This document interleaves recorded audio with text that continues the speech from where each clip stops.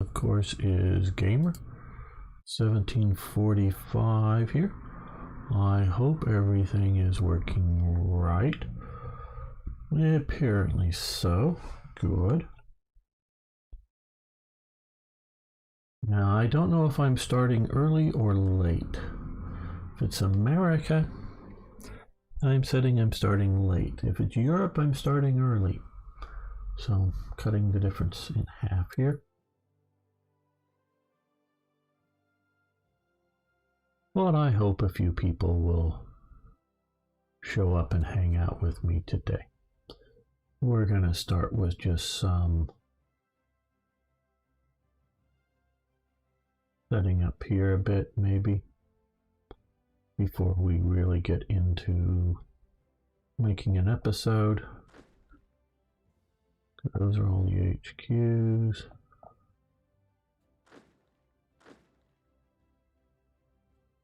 Not doing not terribly well. It looks like the Vichy French have a few aircraft up. Good, not that much.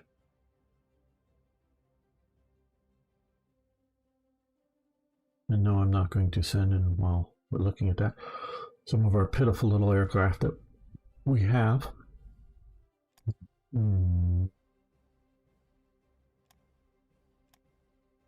Over to North Africa.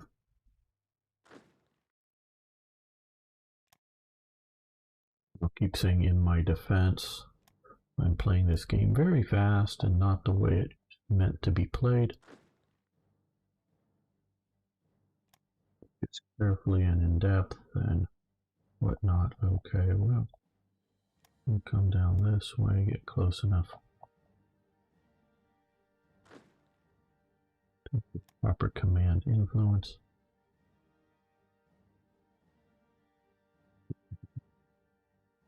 I'll head down this way. We're heading into the swamp. We're hoping to save them. I think we can save some of these guys, and I'm hoping we'll be able to defend in the swamp. Okay, you're being pushed back up here, so let's head up here.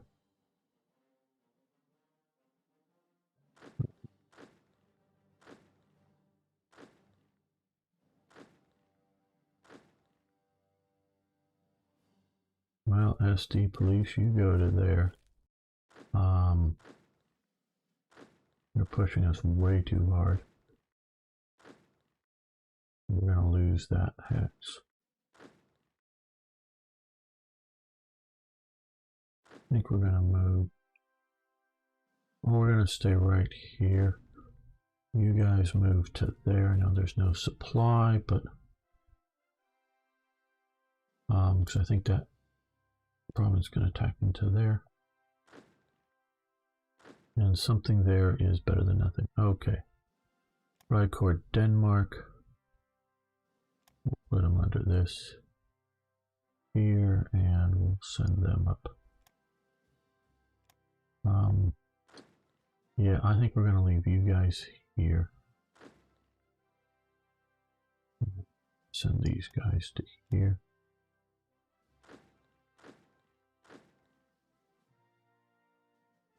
Need everybody here, so let's move you to there. Ah, hello, Timothy. Nope, haven't missed anything yet. I am just setting up for the day. Started slightly late. Okay, you've got these guys here. We've got troops everywhere.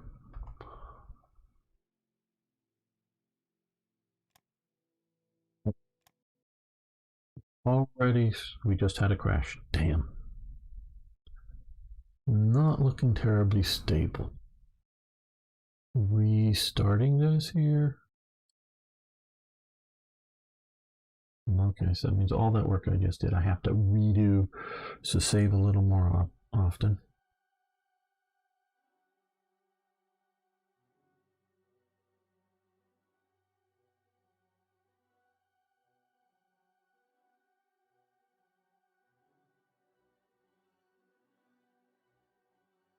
But we'll be back up fast. Modern computer technology is wonderful. See how fast that was? Okay.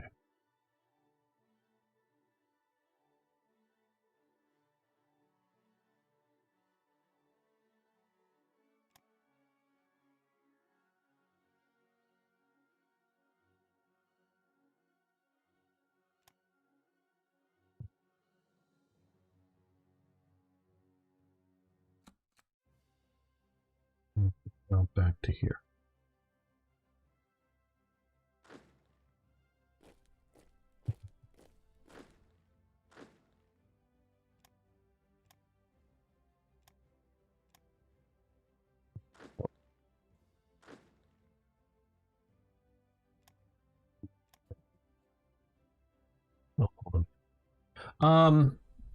No, actually, I have a NVMe SSD, just a 250 gig for the operating system. My main drive is a hard drive, but I a while ago, a year or more, but well after buying this, bought a very cheap what's it called, the Optane drive, if you will, so that if I've installed Hoi 3 or whatever once before that, boot cycle, it will boot up very fast. So yeah, I went, just expense reasons, I went with a regular drive. Oh boy, let's see. I don't want to ruin your well organization, but I do want a proper commander in there. So I should have some more drives in this system. They should be SSD. I just don't have that, unfortunately. Okay, well, let's move you a bit more north up to here.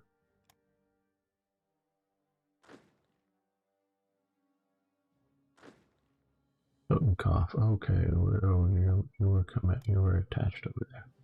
Let's attach you to there. Closer.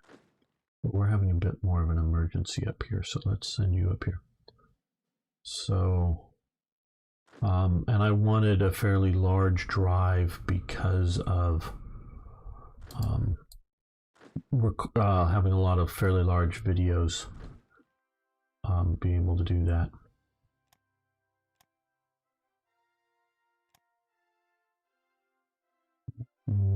Into the swamp because you're the special purpose armor. You should do better in the swamp than other armor. Okay, well, like I said, let's keep saving this.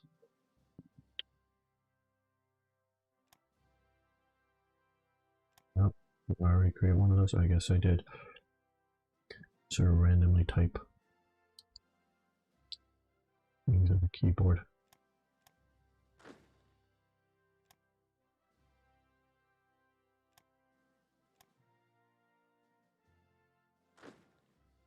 I so wish I had this level of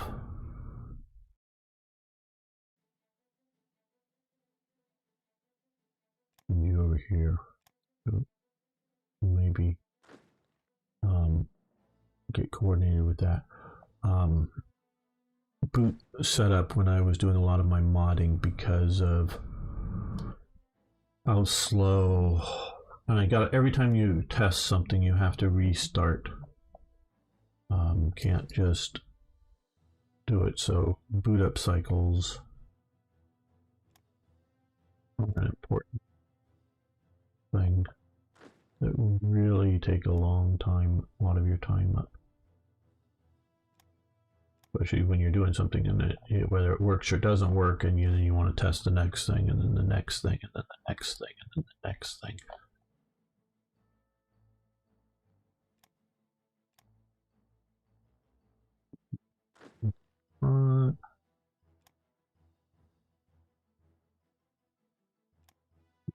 30.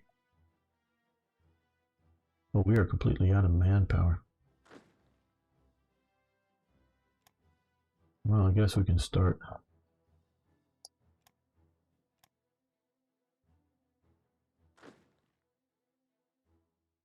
Expanding some units, maybe.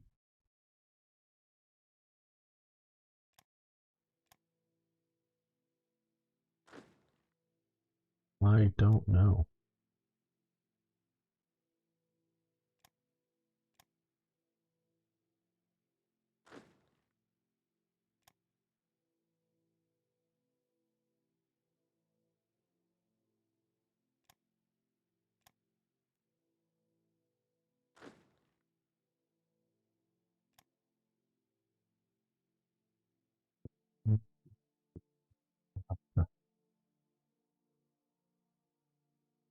Finland to try to hold this pocket, or do we just write Finland off? I think we write Finland off at this point.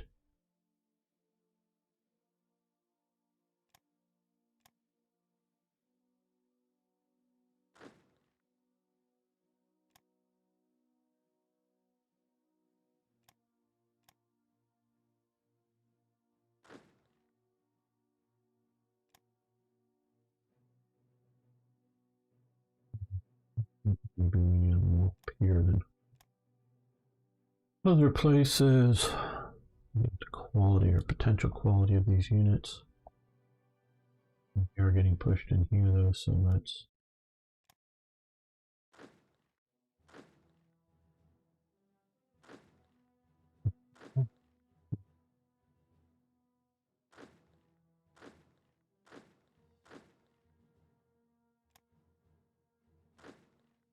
Okay, let's see about doing this. R. No, oh, because this is, no, I just got the two wrong units, sorry. No,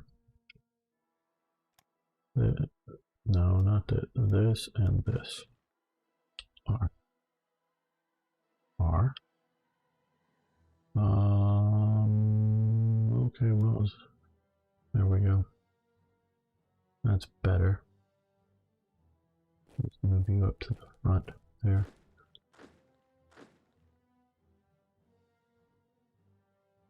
What's going on in Africa? Well, down here we are coming up to confront the Americans and a little bit of British down here.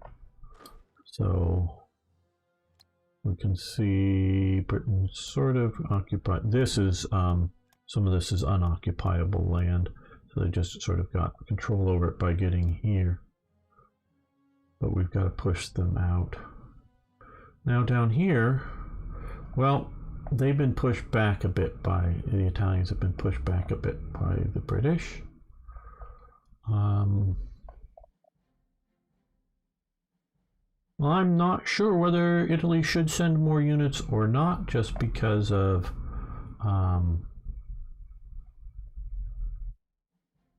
supply situations. I think they should, but I don't know. Maybe they're running out of port capacity here is just 3. So shouldn't there be a...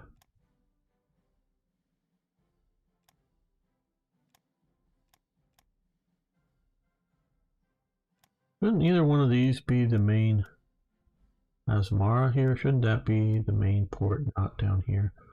I don't know. And then Djibouti, they should be able to bring in supplies level 3 there. And out here in Mogadishu, another level 3. So that's... Oh, and they also have up here in Port Sudan a level 3. So they should hopefully be bringing supplies in through all ports, and maybe even here just at a level 1. And Berbera. But I don't know. You don't want to put so many forces down there that they can't supply them. Here, if the Vichy has enough ports, especially these American ports here are huge, should be enough supplies flowing through them. We can see here. Yeah, it just this is rough terrain here. Low low infrastructure. Yeah, just it's been badly fought over or bombed. Maybe they're bombing the infrastructure. That's probably the situation. That'll disrupt supplies. That's sort of the condition there.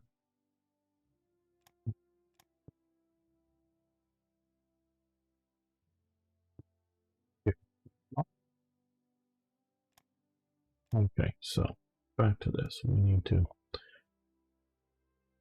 continue sending these forces. Panzer Group Kleist. Let's send you this way.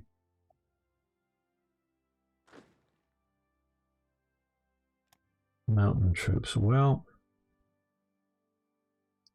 we may want you down here because there's a lot of mountains at Berger, so we'll send you over here. We do have a couple of destroyers. They're waiting for the big fleet to come back. Here is... Nope, it's moving faster than that. There it is. Yeah.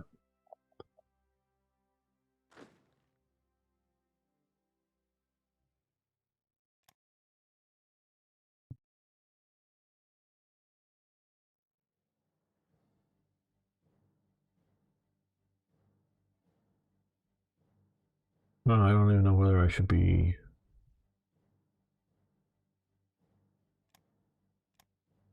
disbanding some of these units, especially these light infantry, which have not done very well. That unit seems to be an all-white unit. Hey, Son Tung, how you doing?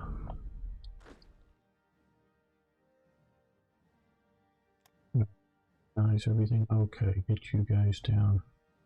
Maybe guarding the place there. These should be pulling manpower, though I'm not absolutely sure. But since this is an expeditionary force from Romania, it should be pulling manpower from Romania and not Germany.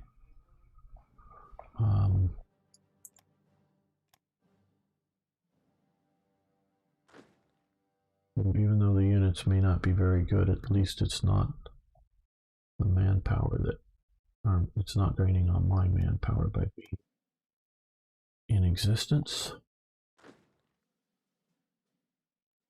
Okay, Italians, they should be drawing on Italian manpower. Now, of course, they may or may not have any manpower, so that could be another issue.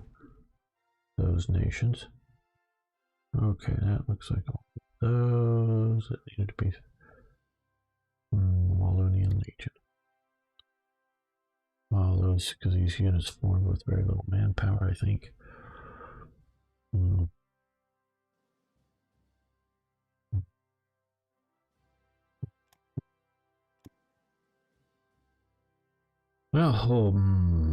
yeah, I think so.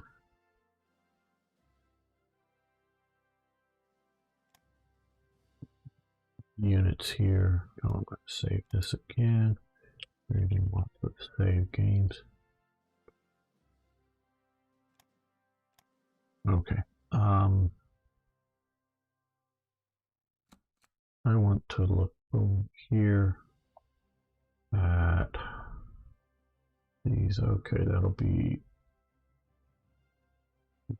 gates. And these are Reaper gates, right? Okay. I'm gonna find a home for them. I don't know.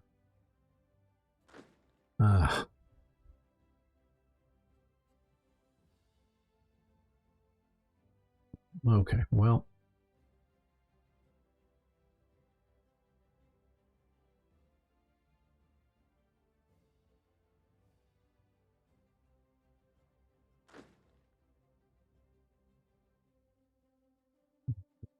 Expand a bunch of these things, so I think I'll do it on camera.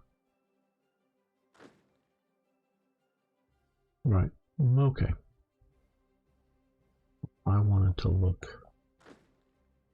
where I like these. Let's go Flieger Corps Fighters. That way we can come here and we can just look down here. Like this unit is nearly gutted, so we will stop you from operating. You're not doing very good either. Down, not doing?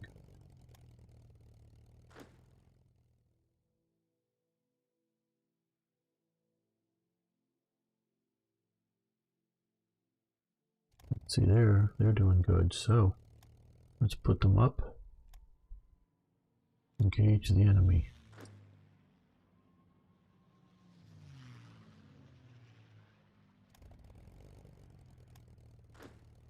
I know I can set them to more passive operations, but sometimes they've not been in very good shape, and I've just needed them to get into the air and operate anyways. Oh.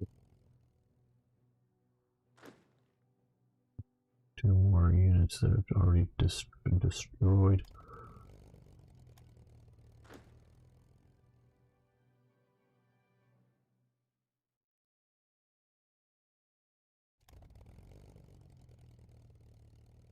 Right-ish. Section.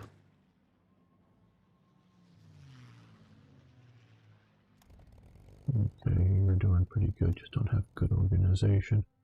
So get up and cover. Yeah, that's a good area.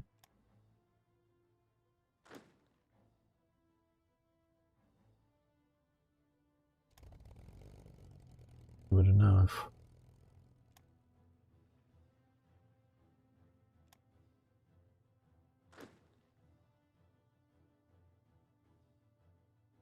Sometimes you just gotta send the fighters up. Even if it doesn't look good. Okay, there we go.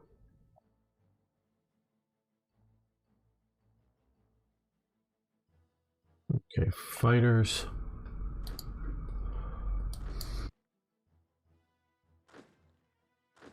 Now, alright, let's send you this way.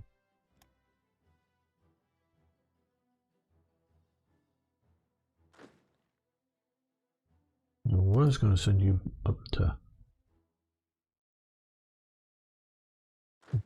here, but don't know about that now.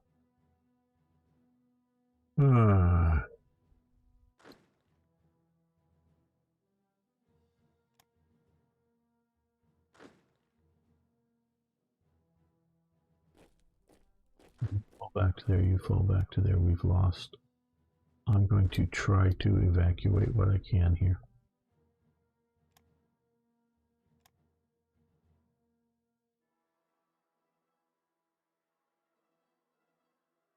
Isn't going to be too much, but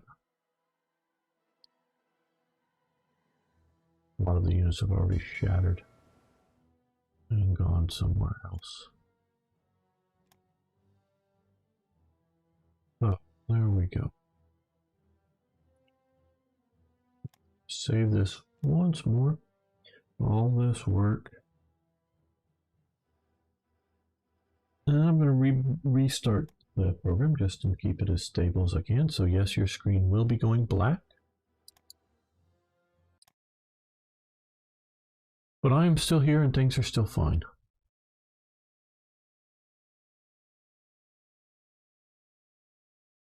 Back up here very, very quickly.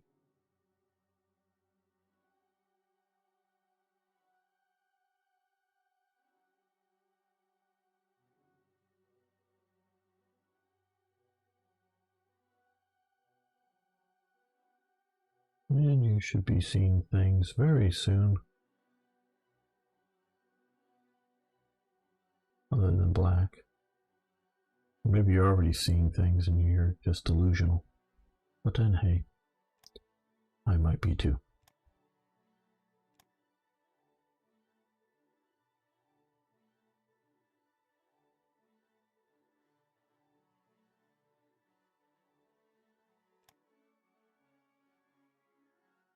So let's get this loaded in.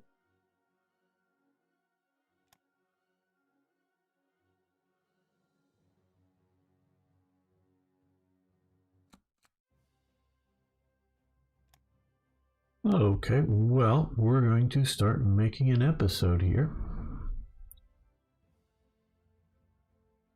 see that there are a few people here, even though not everyone said hi. So if you're out there on YouTube or Twitch, please say hi. I'd love to see who's here.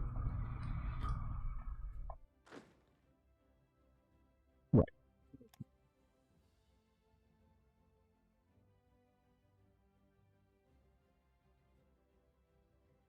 Dark days for the Reich. We're being pushed in the north here. We're being pushed down here. We're being pushed down here. We're being pushed out here. We've had limited success out here so far, though that's looking reasonably good. We did expel the 30 invaders from the Netherlands, and we are entirely out of manpower. So how will we cope? And Timothy's saying, hope to see Moscow fall today. Nope, I don't think of the two, it's more likely to see Berlin fall than Moscow. And yes, hello, San. Okay, we need more manpower. Well, we've got a lot of units. These units, generally speaking, cost us some manpower. I don't know if they cost us equal to what they are that have been given via events, partially or heavily because a lot of them are because, well, sort of repeating it. When you research these things, not only do you get these benefits, it triggers a decision that will give headquarters. Now, I like a lot of these units. Some of these units can be very useful. So normally I just say yes, but normally I don't have this manpower problem. So what we're going to do here, though, is disband these units because we have a large number of forces here that are moving up to the front that are reinforcing, that have no manpower, and some of them would be nice units, like that would be a reasonably nice unit. I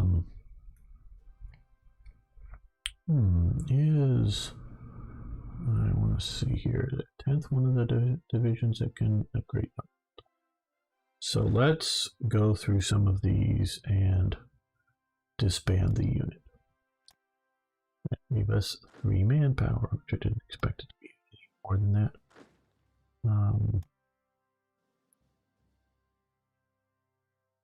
But hey.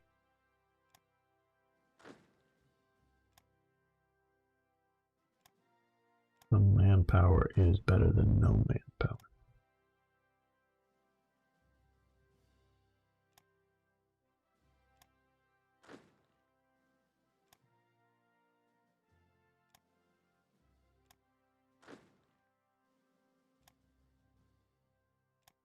None of these are. I mean, the reconnaissance forces is part of this. Yeah, sure, if you want to attach it to something else. The HQ, yeah, not terribly useful because they're not really good frontline units. They're sort of somewhat marginally acceptable frontline units. So right now, Himmler is going crazy because we are disbanding his forces.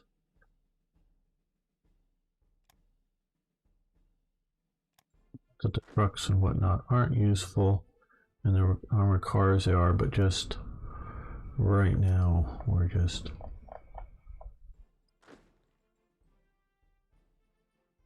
trying to get back some levels of manpower.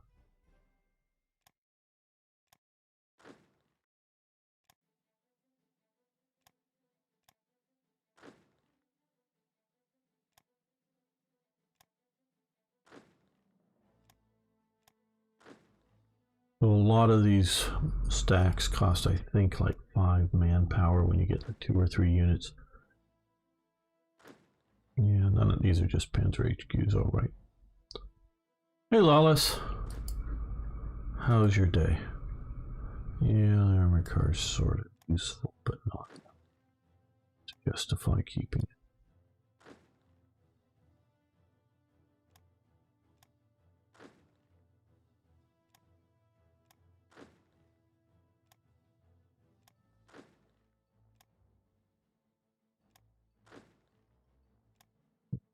Aspiration.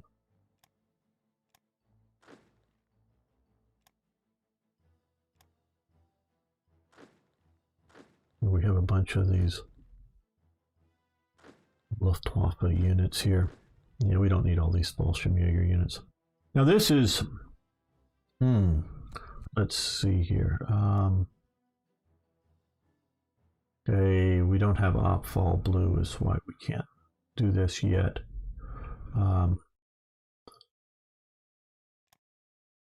This does sort of match the historical situation that the Luftwaffe had.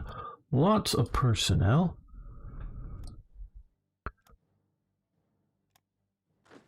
And I'm not going to say it was useless personnel or something like that, because I just don't know. Meaning useless as in not being used. Sort of like an example might be, take all these air bases that are here. Are they fully manned? You know, like all the ground crew, you know, well, most squadrons, at least my understanding is, and more from the American perspective, but I think it is the same for Germany. I know times it was, I think it is the whole squadron wasn't just, you know, the guys that flew the planes. It was also the mechanics and other immediate support staff for the squadron, you know. So could be things, especially if you're deploying in the east or whatever, you know, personnel like cooks, you know, things that maintain and keep that squadron operating specifically are all part of the squadron. So the ground crew is more than just, you know, mechanics, and I don't know, people who, you know, refuel, rearm the ship, you know, the aircraft, and do other logistical immediate support. But all of these bases here, you know, okay, just level 2, and this is level 2 in Erfurt, they're going to have additional ground support elements. It might not be technically a ground crew for a, you know, squadron, whether bomber or fighter squadrons or something like that, but security personnel, logistics personnel, the guys who handle, you know, the fuel, because you got to get the fuel to the base, store it somewhere safely, and move it safely to the aircraft. And so you can imagine that these bases could easily have hundreds, if not thousands, of people, depending on how big an air base is. You know, Tempelhof was a massive airport. Hey, probably that's Arno fighting here. You don't need manpower. Your scientists are going to develop super weapons any day now. Absolutely right, Timothy. Hello, Arno. Good to have you here. And so, yeah, hello, MNDB. Yeah, a lot of it may be badly utilized, but if you have all these air bases, Tempelhof. Yeah, Tempelhof was the major and it still is. I don't know, is Tempelhof still active? I don't know. It still exists in Berlin. It was a huge airport that, just an interesting fun fact, they built a subway from sort of central Berlin, including connecting to some of the, you know, main railway stations there, connected that out to the airport. So you could, you know, sort of somewhere in Berlin, get on a subway type, underground, whatever you want to call it, train and get out to the airport, which makes perfectly good sense. Well, as things weren't going so bad, day's been good so far, Arno. So, you know, that all makes sense. Good civil airport. Well, as things started to get worse and worse for Germany, you know, they're making a lot of fighters. They're trying to make as many fighters as they can. But a lot of the element of the fighters are made in subcontractors. and then they're assembled together in one place. Well, what they did is they converted the subway line that went from central Berlin out to the Tempelhof airport to I think it was a, whether you want to call it a BF 109 or ME 109 assembly line. So they weren't like, making carburetors there or making the tires there. They were just taking all of the components and they, riveting or whatever the plating on the wings, yes, those kind of things there. So there was some construction elements there, but the aluminum sheeting was coming in and they may be cutting it in place. But it had something like, 6 or 8 inches. It was just lucky for them on either side for the wingtips as it moved down, because they set it up as an assembly line. So you couldn't almost literally walk, get around the aircraft. You had to, just duck down and go under or over. So they would bring in the parts in railway cars from wherever and assemble them in this underground factory, and then be able to take them off from Tempelhof, whether to defend Berlin or to fly them to some other airbase. So just sort of interesting aside on underground production. So they already had the facilities. So, but you can imagine Goering and his empire building, because basically all of the major Third Reich players, people like Goering, Goebbels, Himmler, Speer, they were all sort of empire builders within the Reich. And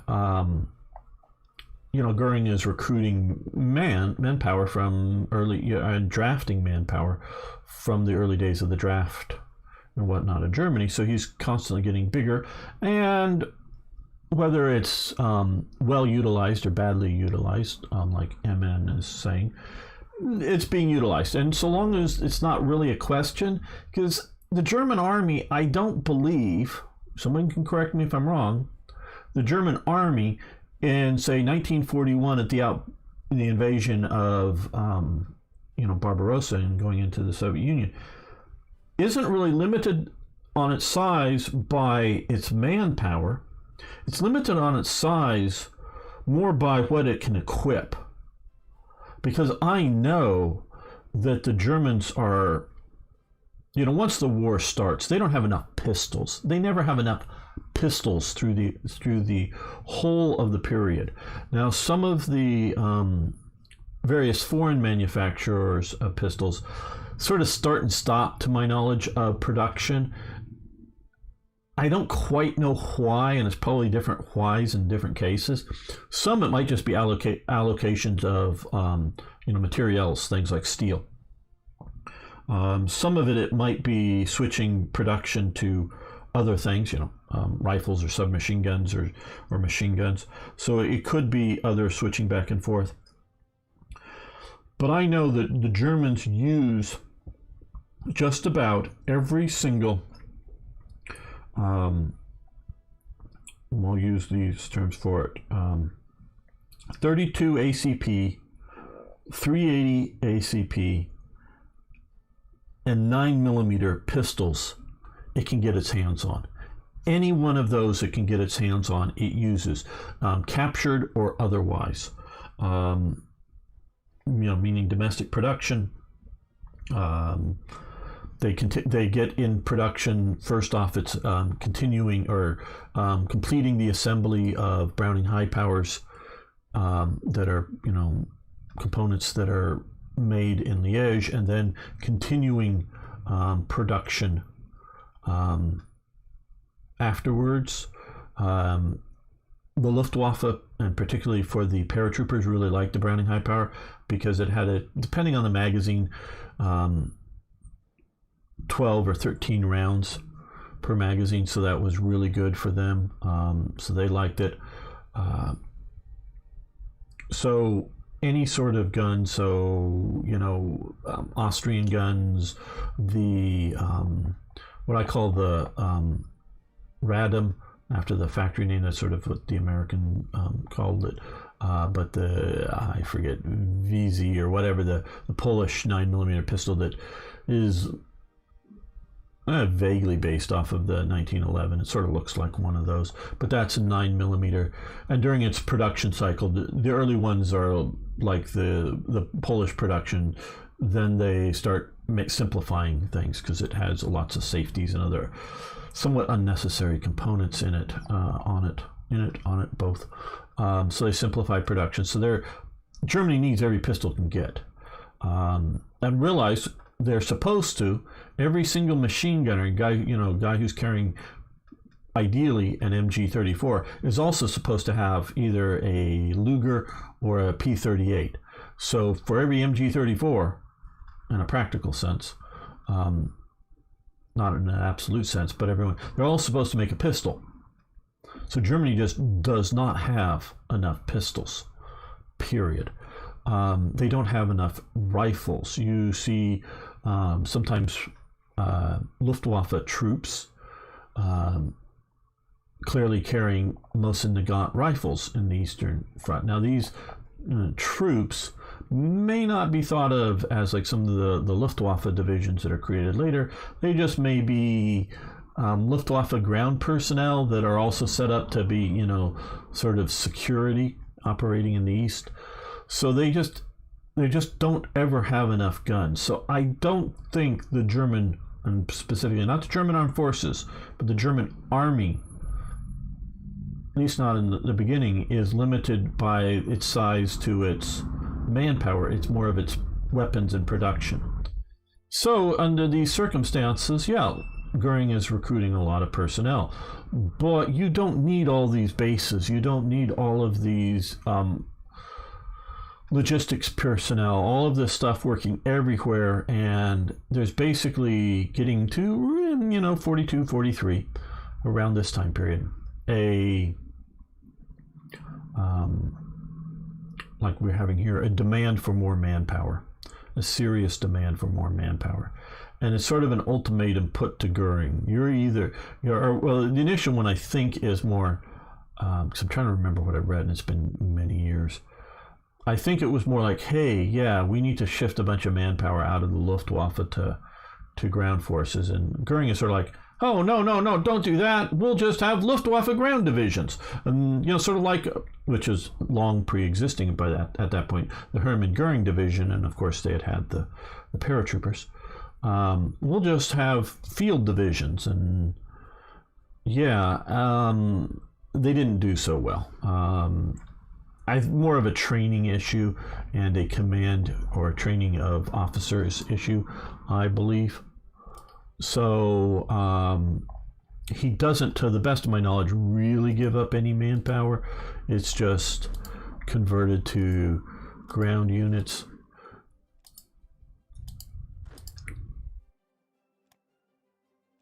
So we're getting rid of those, but we're going to get back over here to all these HQs.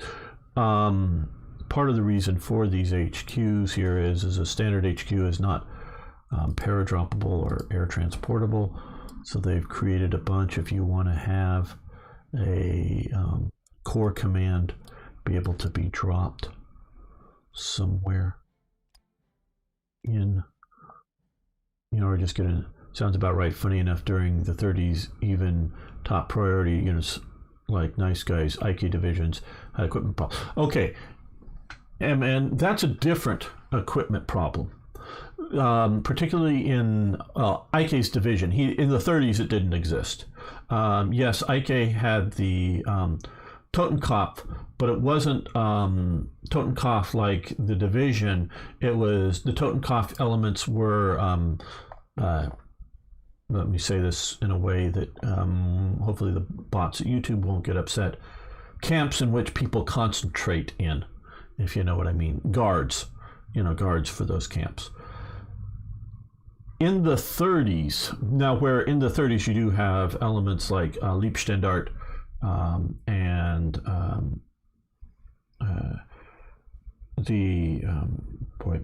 Das Reich and others, trying to remember why am I blanking on this? The early name for the Waffen-SS units. I forget. Sorry. sort of the early militarized elements, but they weren't part of the military, so they could not access military supply lines. So they had to find weapons that weren't being made for the army or other military forces, because it was still a political force. So, like when they occupy Austria, the Austrians have this moderately okay and definitely sort of cool for the late 1920s, early 1930s armored car that had, could be driven in each way. The driver in front and back is sort of, wasn't really a front end or back end to it the way it was designed with the turret on it. They had like 20 of these armored cars or something, 20 or 30 of them. And the SS takes them over. You see, at least one is sort of famously, maybe there's more than one, but there's several photographs of one of them being used in the Battle of Danzig that are the Austrian armored cars. So all of these, I believe, end up in the SS hands, though I've only seen photos of the Battle of Danzig where they're being used. Now, Austria also, because Austria did have a sort of a fast division, not really quite a proper armored division. They had the Italian CV-33s or the L-33s, the little light tankettes with just a little 2 machine guns on them, with a different machine gun mounted on them. I think all of those were given to Hungary, because the SS did not use those. But they also used a lot of other Austrian equipment that was picked up then, and then for a while they also used a lot of Czech Mausers. The Czech Mausers were different than the Germans, but they were the same caliber, so they shot the same ammunition. You also see the early a lot of the early SS units are using both both of them are really nice. The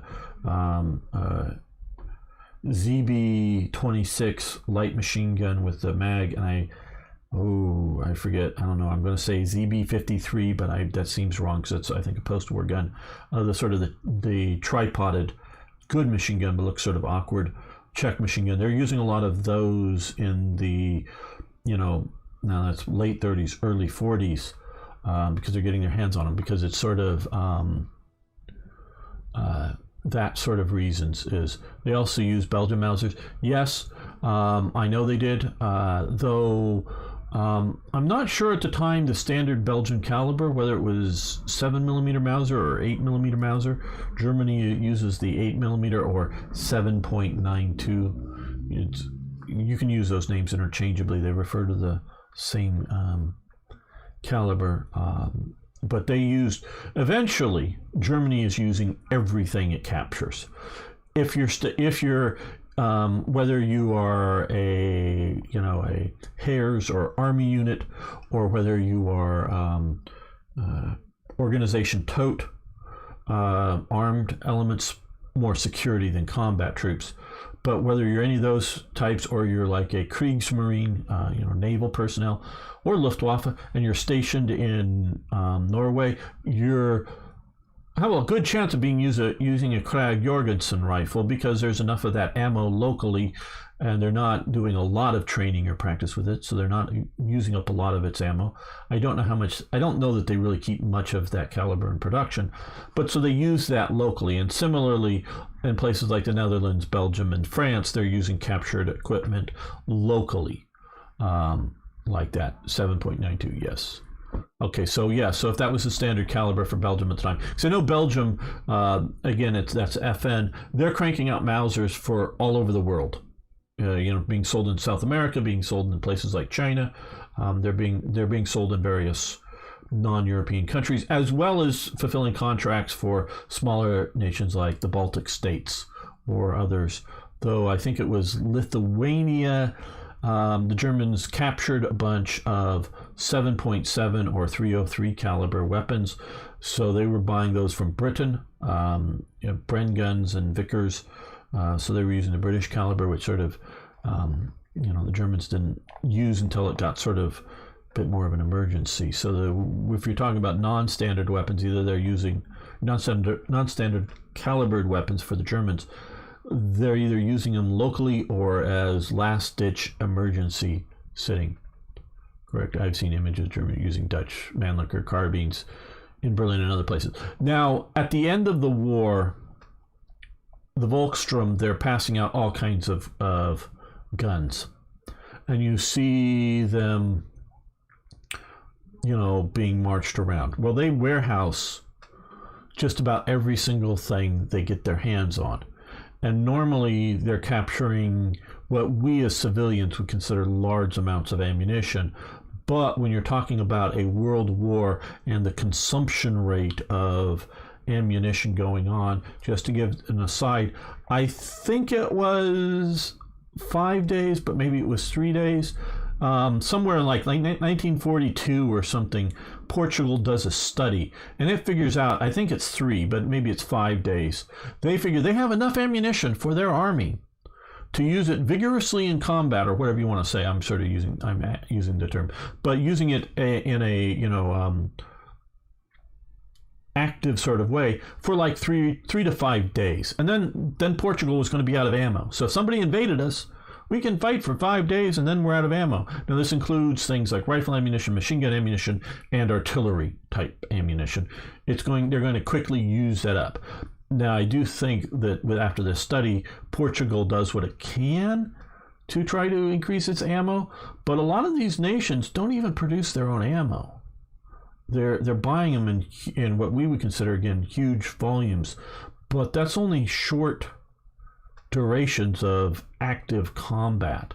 So Germany is active combat is using up huge numbers of ammunition.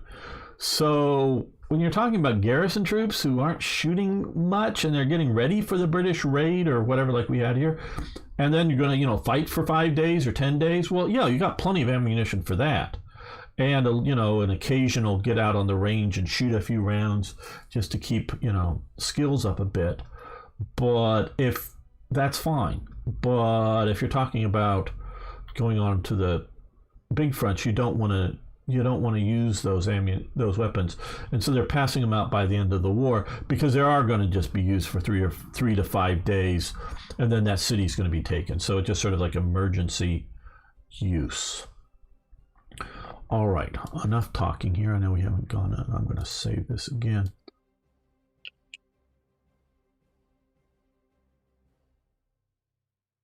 But so we have now done a very historical thing of getting 79 manpower from getting rid of bloatware, as it were. And that's another bloatware we're going to get rid of right there.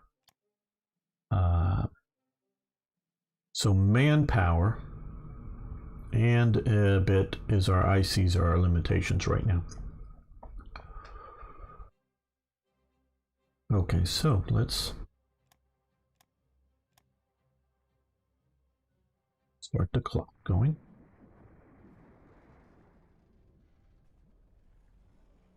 Okay, so they're pushing here. We might be able to hold that. U.S. Western Task Force is pushing here on Panzer Brigade, and we might be able to hold this. Okay, well,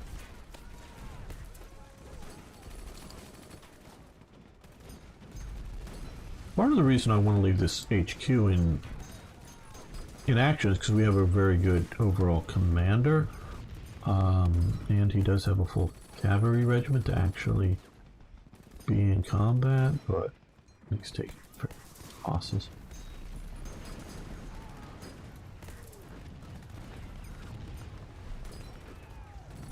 Okay, so these guys are in no good shape. Those guys are militia.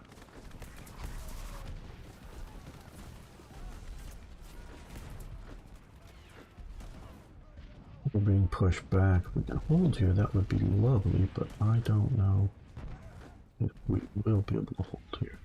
Well, we got some good units. Okay, there's some good units coming.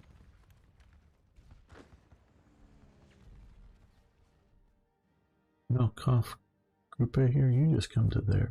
We're going to match you up with that unit.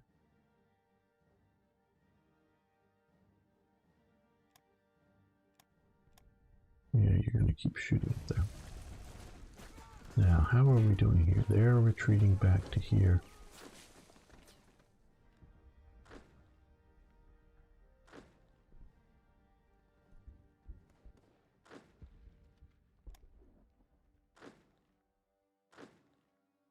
If we can't hold this river position, there's no point in holding either of these, so you fall back to there. Because holding the mountain is useful.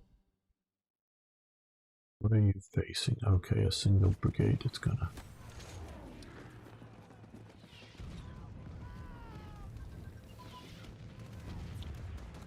Okay, yes, we knew we were gonna lose here. Hopefully this will be enough to... Oh, well that probably means he is just toast. Yeah, he just died because they overran here. We were forced out, I think, too fast there. Ah, well. Well, we just lost a division, a Romanian division, but okay. And decryption machines advance, so we're decrypting the allies a little better. Helps various, mostly sub-detection. And that is too far in advance now, likely. Yes. 46. I'm always trying to keep aware of our officer limit, or the amount, so we want to keep it at 110. Okay, we're not really worried about fuel.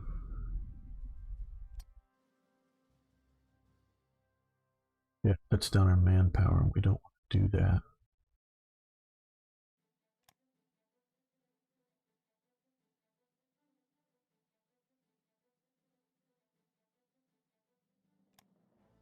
Increasing efficiency, maybe.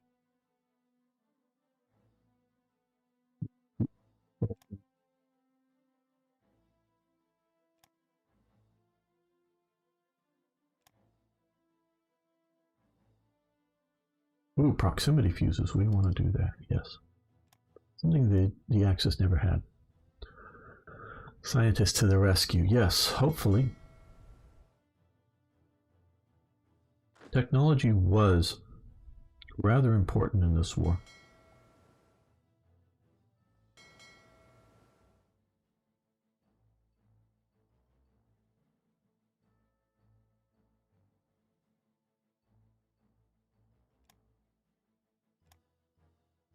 One out here, and looks like an Italian core shattered.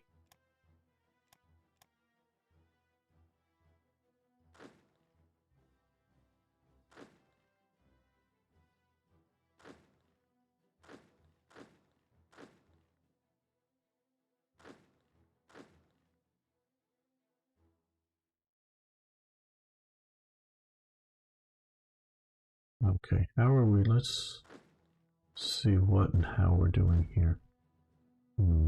We have an HQ, but we'll move up to there. Your HQ got pushed out and collapsed. You're falling back, good, you're holding there.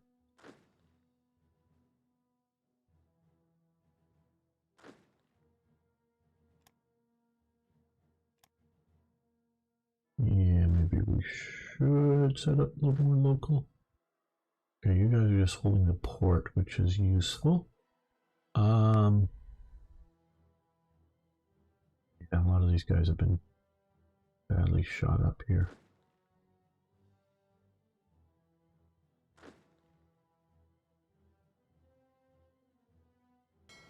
Relief is going to come. How long until your first mouse? Well, I don't know if we're ever going to get to the mouse. Reinforcements and that. Hopefully this infrastructure will help our supply situation.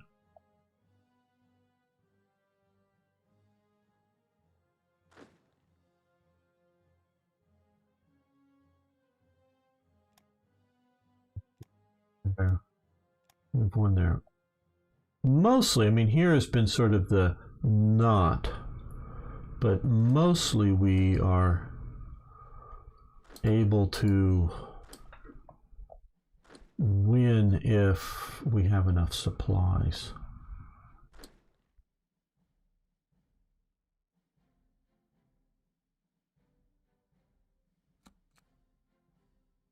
Defeat. Division shattered here. Yes, okay, so those are falling back to there. You don't go anywhere. everybody on this defensive here, so we're swinging around a couple of divisions.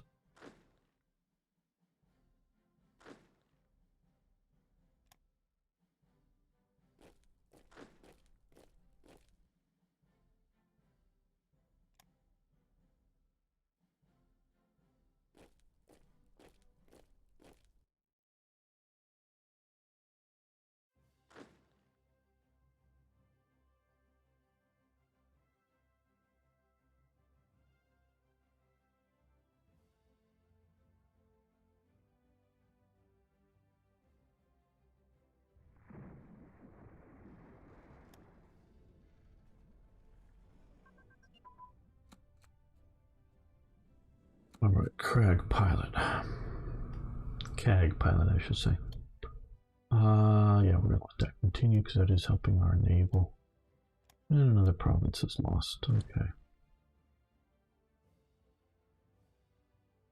I guess we don't want to hold this province because it does have. Then we might be able to fortifications there, so that's a benefit. Okay, it looks like they're just bombing us now, so let's attack into here.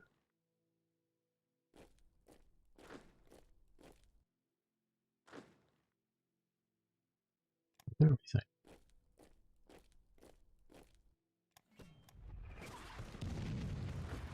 Now they're pushing into these guys, which don't have much. They've already shattered.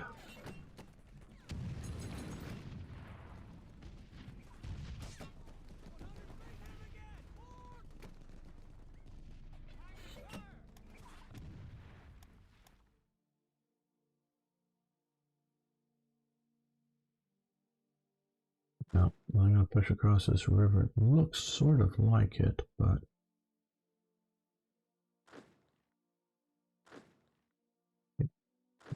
okay. What we're going to do here is come here and here. Hit R, and we're going to move. We're going to leave the civilian transport right where it is, though. Okay, let's see if we can find a more local commander.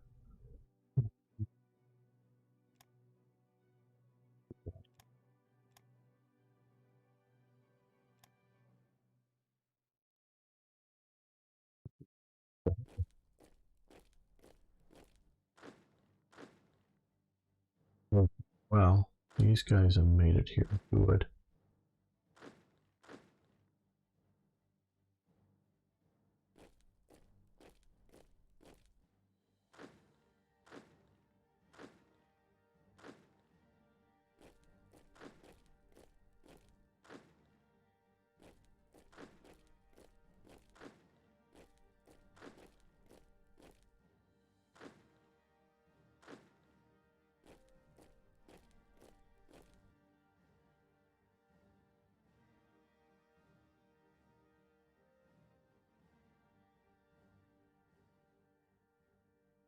Well, we keep killing off a lot of their subs, which is good.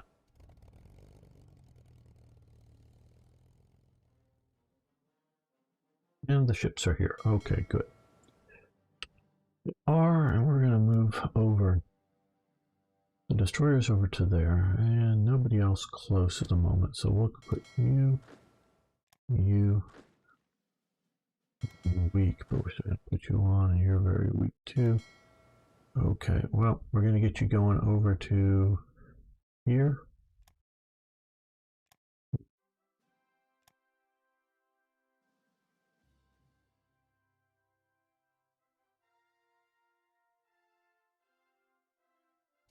I don't think they can simulate mouses in the game because any unit, unfortunately, can be moved, and a mouse unit shouldn't be able to be moved.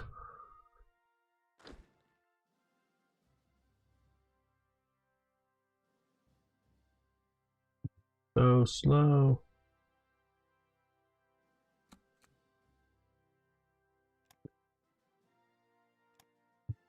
Bat.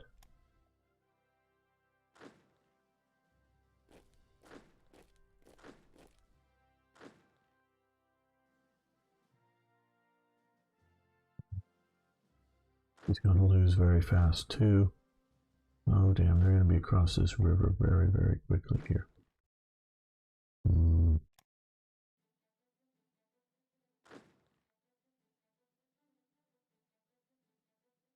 Yeah, maybe we'll move comp group Kempf down. Oh no, not everything, sorry. I just wanted Kempf down. Unfortunately, merge the rest of the units.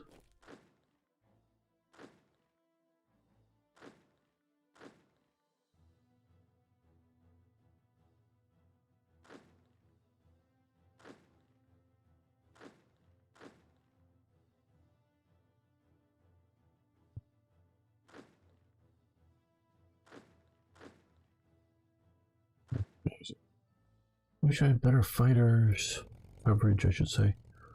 Let's put you up there, maybe deal with some of the bombing here.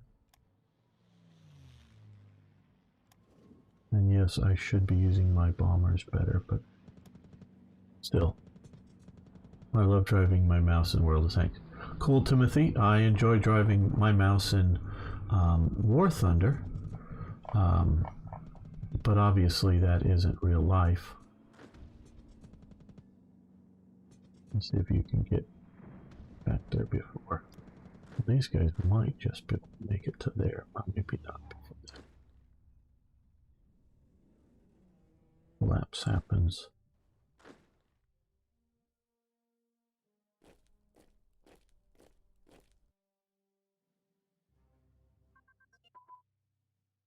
Road networks advanced, very good.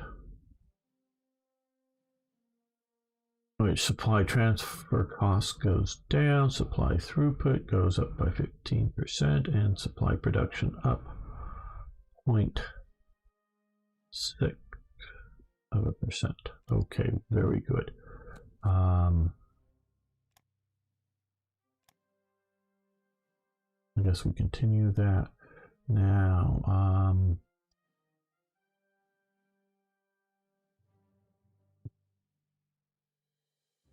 Bars, yeah.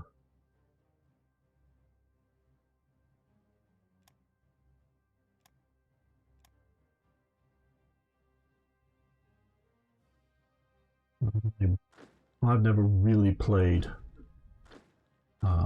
World of Tanks. I installed it once briefly, but don't really play it.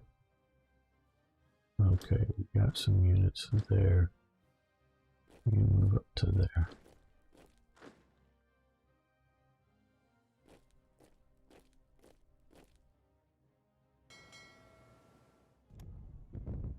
We're taking out some of their submarines. That's nice. These guys are coming back very poorly, but coming back.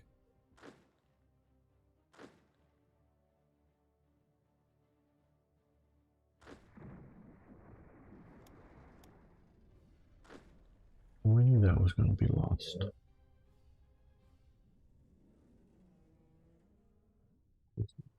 Romanians. Okay, so now we have rail network level 2. So IC efficiency for production is up 0.2% more. And supply throughput is up to 0.2% more as well, coming up. So it will be helpful. So it is, of course, reducing our current ICs a bit to get that in effect. Okay, so we've got a lot of areas have been upgraded with better throughput.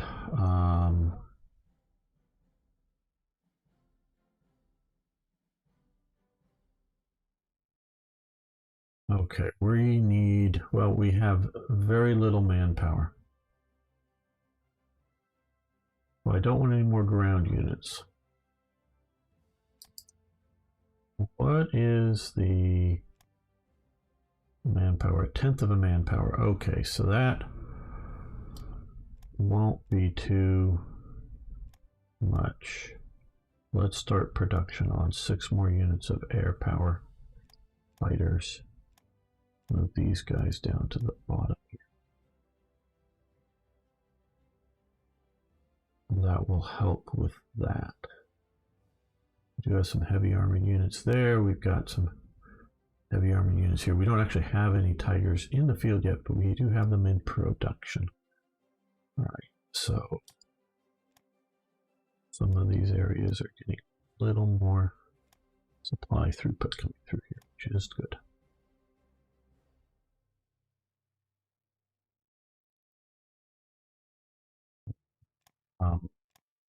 I'll get to the front and it'll get steer and again immediately shatters. Oh, that's good. That's helpful.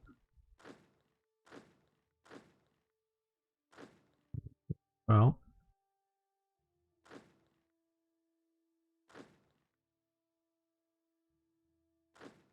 where's these guys? Okay, I left these guys there.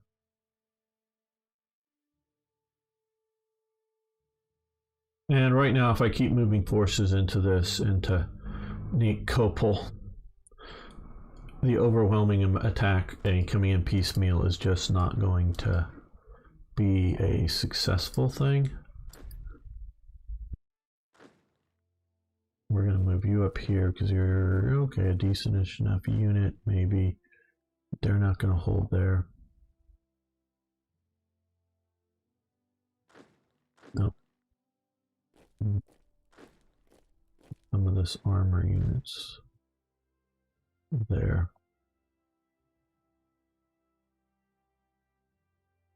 I like it how it says BF 109 T2. Yeah, it is and it isn't in the sense. I mean, obviously, it's saying that that's quite true, but that's more just for immersion. I sort of like what you can do better with Hoi 4 in that you can make the stats to some degree represent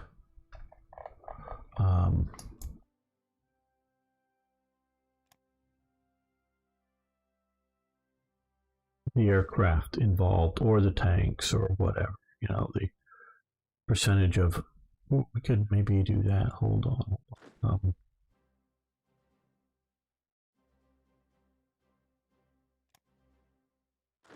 Yeah, let's this. I know it's going to be a while before they get, because I got them in there. That. Let's give them another bonus. Send them out here somewhere. So a bit more abstracted. I want you to come this way. Get back to your command.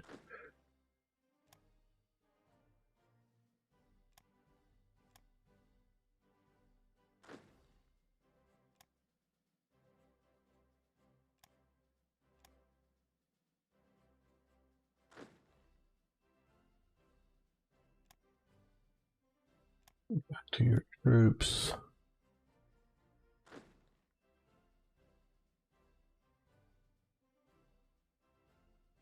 Yeah, no, the flavor's nice. And in a way, it's useful in that it's sort of telling you relative values. You know, this is, you progressed to a similar level of operation. So in that sense, it's nice. Okay, I think we're going to end the episode, not the live stream, but the episode here. I want to thank you all for making it this far. Please, of course, hit that like button, and it helps so much if you could share it on some other platform. See you next time for more, yes, even more Hearts of Iron. I know you can't imagine it, but yes, more. So, save. Okay, good. We got that saved.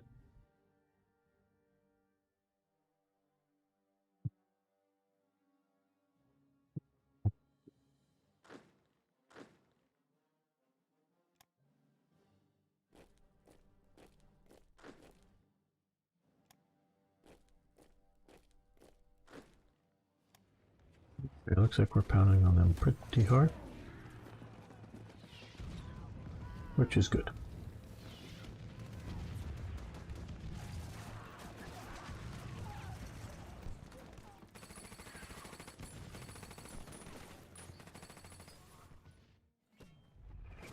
Is there hope for the Reich? We'll stay tuned and find out. I'm not sure. Welcome everyone, this is Gamer1745 here with my continuing playthrough of Hearts of Iron 3's Black Ice 10.41, and of course we're playing as Germany, and give you a basic sit rep. They're pushing us back in these various areas. So we stopped all of our, I guess we did, there's still some arrows there. They're pushing us back on most fronts. We are trying our best to hold the line. We'll move. Well, let's move. You can. No, you gotta. If you're gonna get up there, you gotta walk.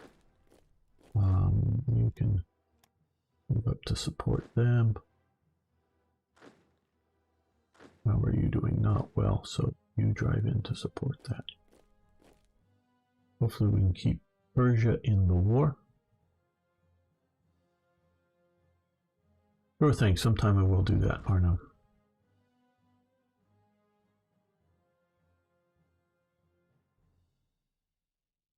So we are fighting desperately here. Desperately. The one good bit is North Africa here. Okay, major defeat. Well, they pushed us out of here. Not good. Okay, they're pushing on here, which I don't know that they're going to be able to hold long. Pushing there. We've lost that province. And yes.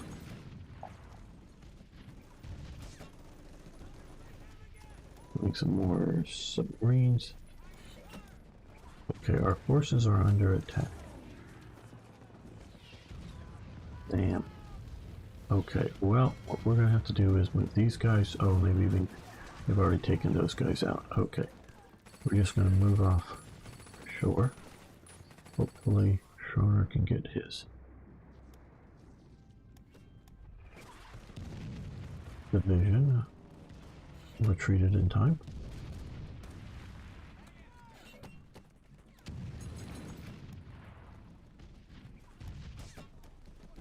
Oh, our paratroopers have. Okay, well, don't go in and fill in a place that's already collapsed. Not a retreat.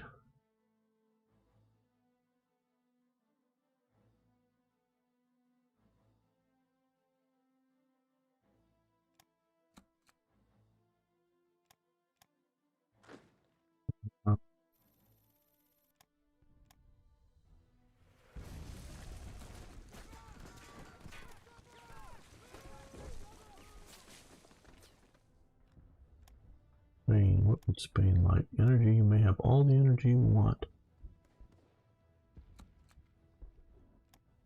Jaeger division shattered, we've lost here. Oh, lovely.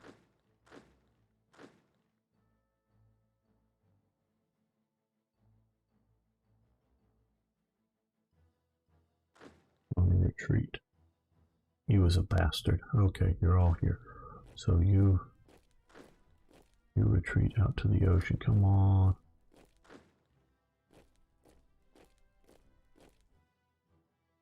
You retreat. These guys are sitting out there. Retreat. Retreat to the sea. Oh, this isn't going to work out well.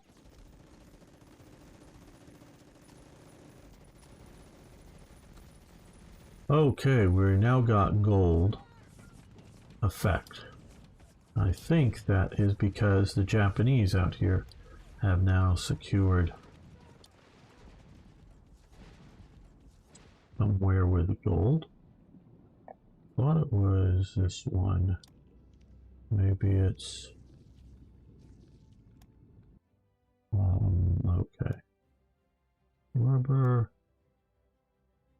Not just an industrial zone. Oh, it's here, yes. Okay, so our allies have now secured a significant resource of gold. So that will help us out.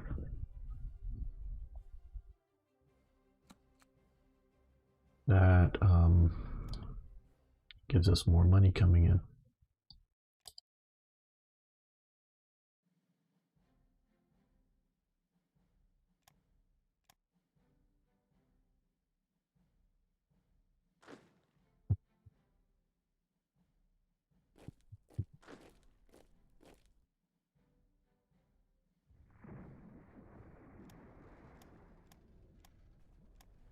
Looks like we're winning in Casablanca. Good.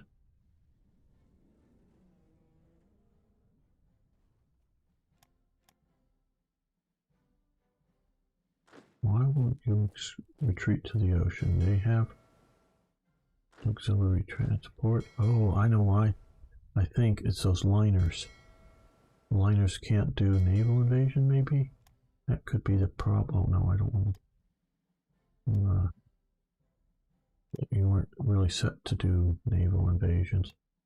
That could be the problem. Now let's try this.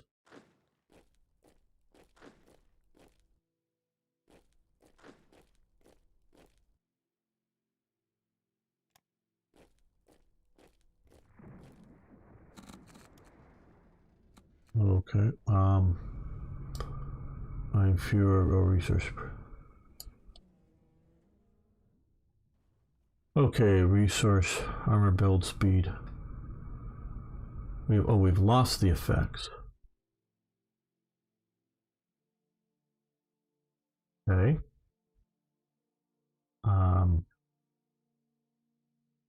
And oh no, so wait a minute. Okay, close. Cancel. Shortage of ship armor production, so naval build speed down. We have lost that effect, but we have gained this greater effect. So for some reason, I don't know, maybe losing something up here or somewhere else got us that. Strum division, deploy them. All right. Schnell division west. Ooh, 15 manpower. I guess. Okay, pay this. Okay, and yes, you can think all the bad stuff about me you want to do, but I totally disagree with this money thing. So, why? 6,000. Totally disagree. So it's this, because the army, I can make all the currency I want up, like I just did. That's what nations can do. So yeah,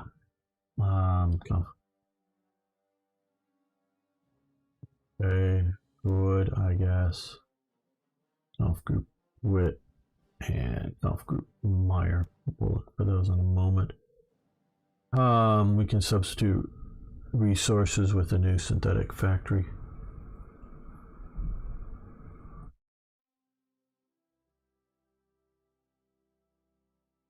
Right now we have stockpiles big enough. Yep, the stockpiles are big enough. And here.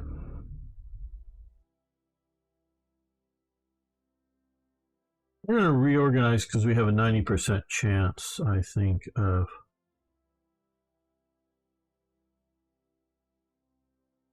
reducing unit recruit time.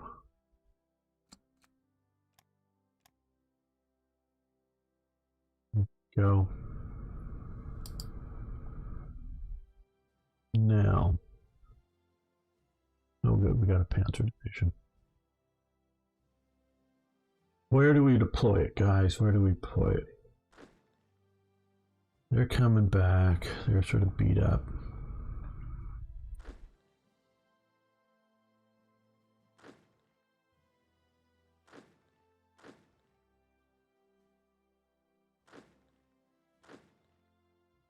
Got some Panzer divisions. They don't. Okay, supply. Let's look at supply levels.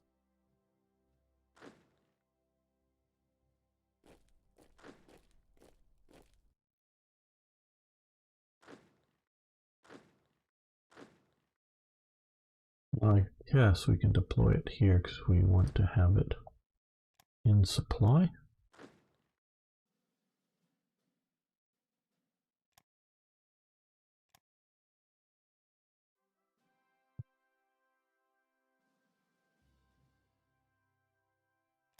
Go.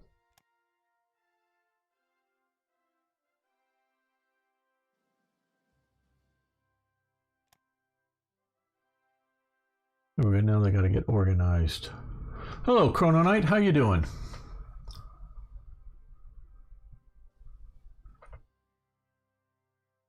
Good to have you here. Now I'm going to hit the save button again.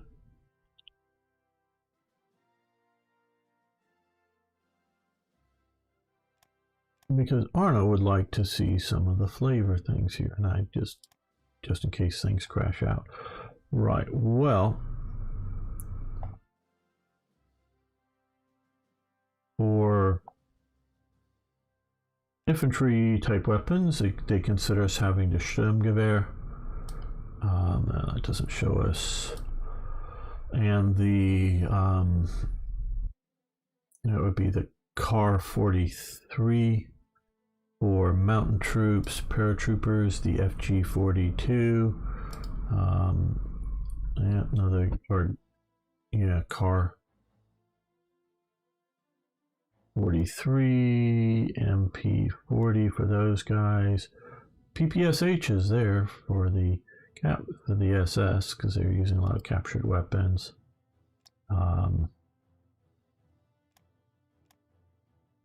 Now our militia units, that's an Enfield rifle, fascist militia using Enfields.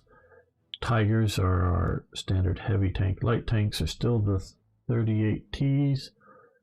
Our armor is sort of Panzer IVs. Equivalent, special purpose, or like amphibious Panzer IIs is what that's supposed to mean.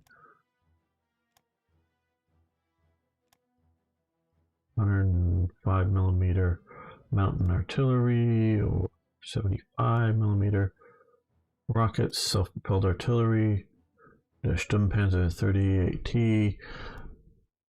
That's what they've used here, the Gorilla, but I would really think these self-propelled, well, it'd be sort of a mix of these, but really more the Wasp, which is a 105mm howitzer.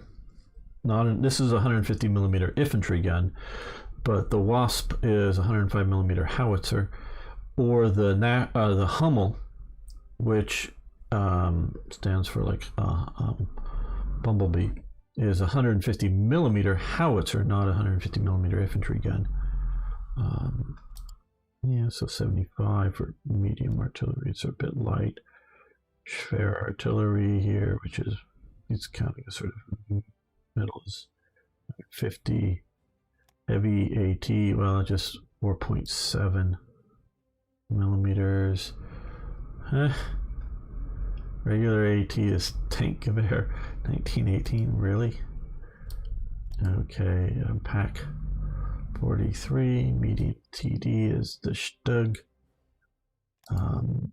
Jäg Panzer, well, yeah, the Jäg Panzer is the short-barreled Stug. Tank destroyer, the Martyr 1. Assault gun is the Stug. Armored car is the 20mm 8 Rad. Motorcycle is just the standard motorcycle. Self-propelled AA is that. So just a bunch of these things. Oh, and Beam Slam is here. How you doing, my friend?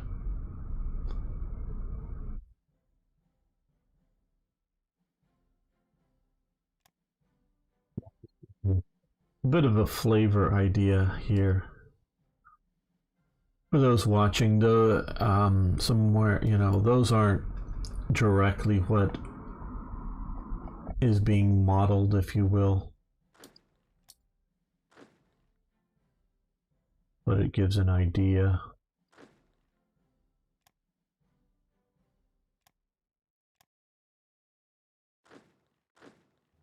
Oh, this is the Sturm division here that took up a lot of our manpower. Let's give it a good divisional commander.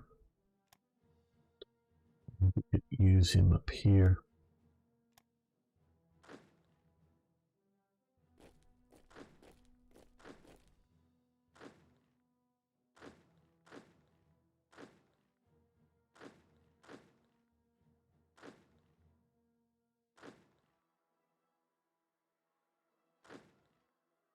I think you're going to try to get across that river and hold up in there if you can.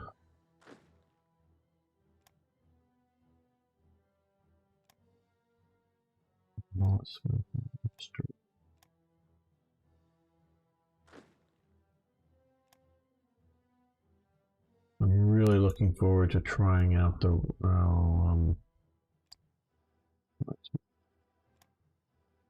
railway system in Hoi 4 once it's out.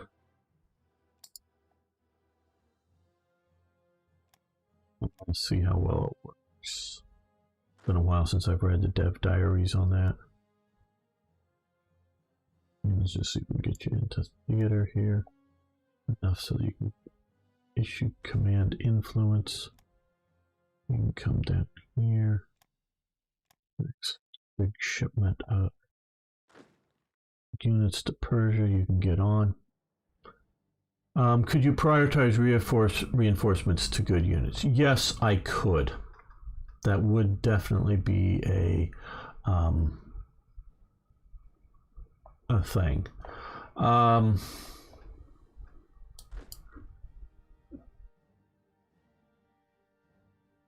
don't think I'm going to do it, partially just over the time-consuming element of trying to manage all that. Lawless. I want to keep this thing flowing a bit faster, not just so that everyone watching now stays tuned, but also just numbers of days going by are slow enough as it is. I'm trying to crunch a new board game, Blitz, World in Conflict, interesting game, a bit between World in Flames and Hitler's War. Well, I don't know Hitler's War right offhand. I do know of World in Flames, so that's interesting. Just wait until the heavy tanks are ready. These guys destroy the Soviets. Playing on Vassal. Very interesting. I just got a copy of the new Command Decision Ardennes offensive, and if I almost decided to play it, or play instead of this, but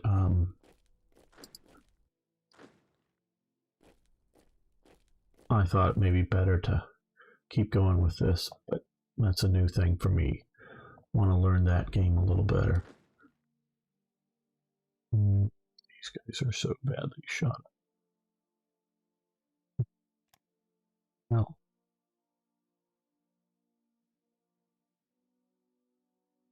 oh, we've got, oh, it's the new year. Didn't even realize. All right.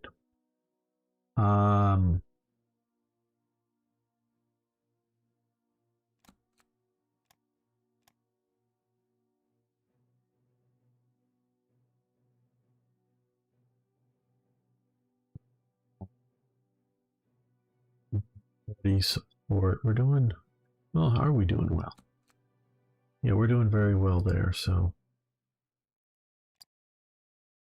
and unit organization +1. We'll go with that.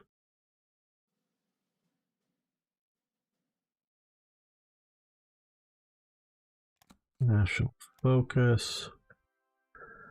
Okay, which one's going to get us the most manpower? National manpower plus 20%, 10%, 5%, 5%. No bonus, no bonus. Health. Reich Health and Education. Down with revolt risk, but lots of money. We're not going to do that. Reich Resources, energy, metal, and raw materials up. Build speed down. That's not a bad option sometimes, but we've got plenty of energy, metal, and even reasonable amount, or I mean big stockpile I should say, of materials. So yeah, I think Das Hairs, which will be manpower bonus, is where we're going. Yeah, I think I would rather do long term instead of build speed, because again, it's manpower is our problem more so than numbers of units, because we've got a lot of units. So armaments factories will help, I think, more than just getting some units on the map faster.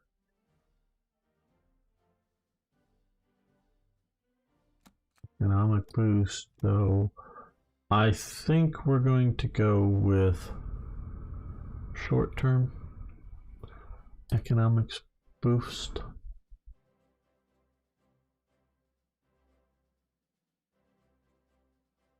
Yeah, so I'm going to give it a try here and see if viewers will like it.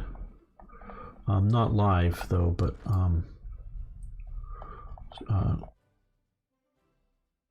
the Ardennes offensive. Yeah, thanks for posting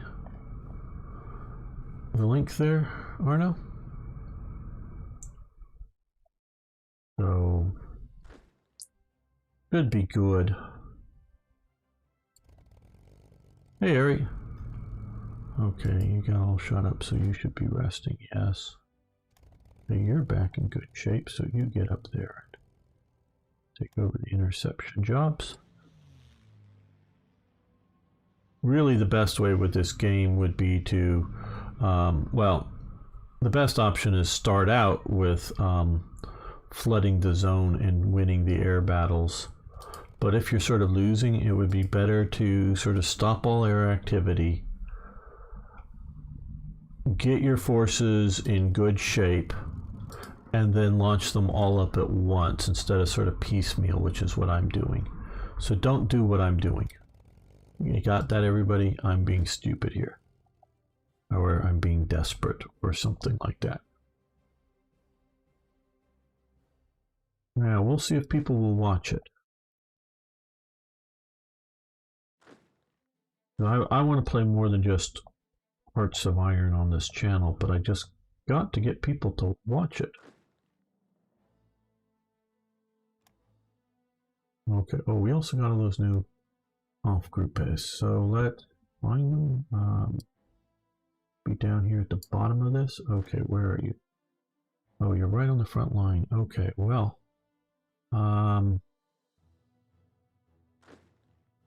you come up to here. So that's Piper.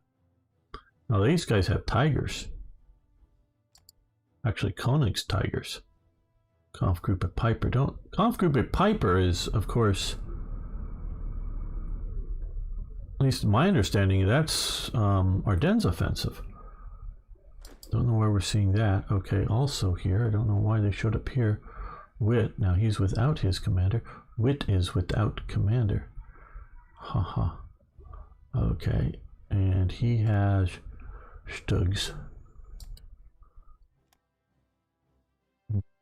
Have Witt as a person who's available to put into there.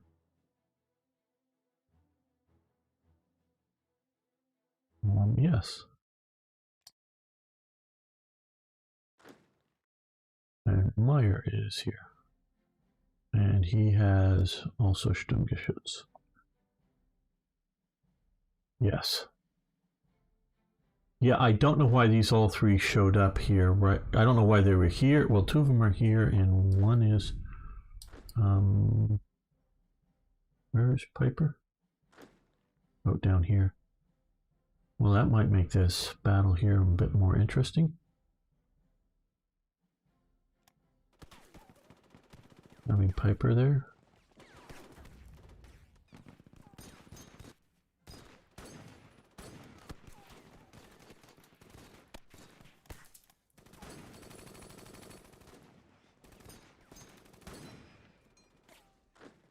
Okay, these guys are going to hold out in the swamps, I think, for some considerable time.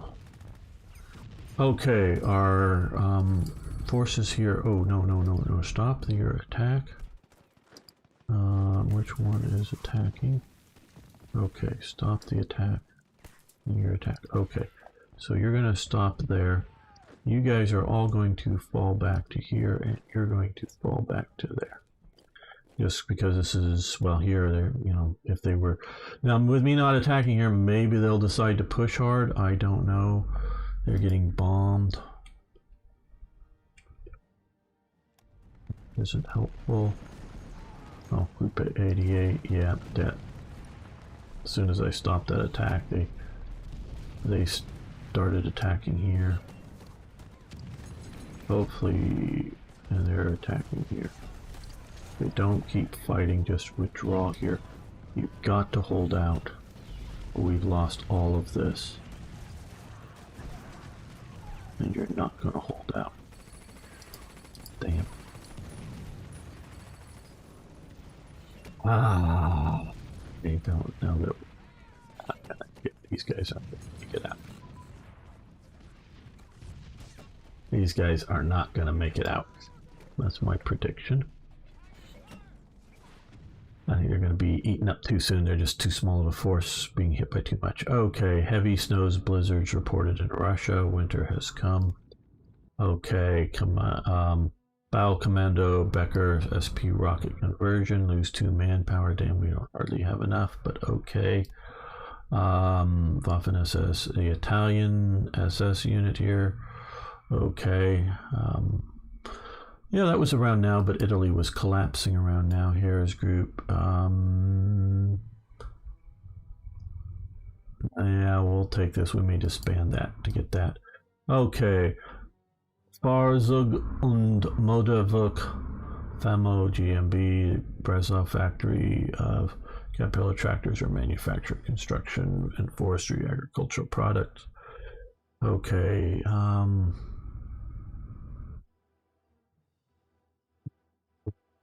function of the VOSP at Breslau and Warsaw factories was involved in the Martyr 2.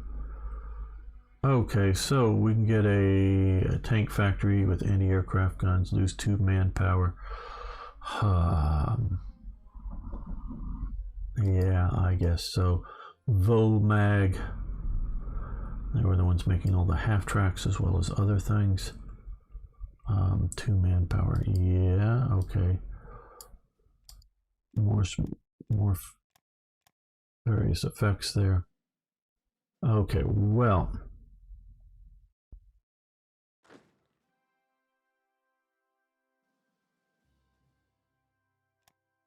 So they gave us this, they cost us some manpower, and we have nobody here. What the hell? That cost us, I think, what, 2 or 3 manpower, and there's nobody here?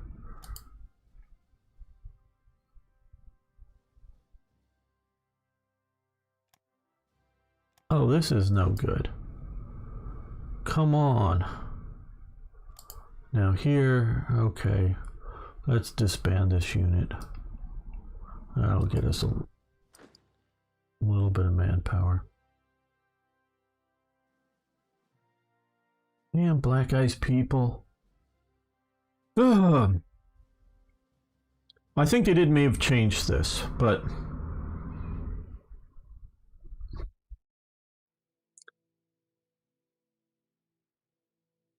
oh man, I got to get back into modding. I just been out of this stuff too long. This is frustrating here. Hello. I don't know, is it Jink or... Yeah, I guess it's Jink as opposed to JYK. Yes, low manpower indeed. Well, earlier on we were at 0. Okay, well.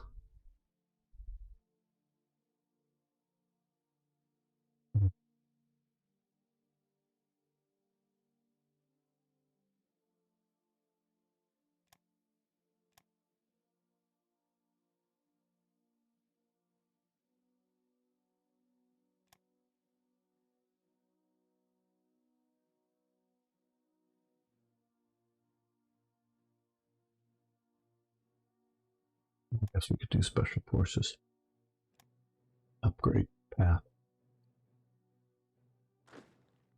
Come on, you guys just get out. I don't think they're going to hold long enough.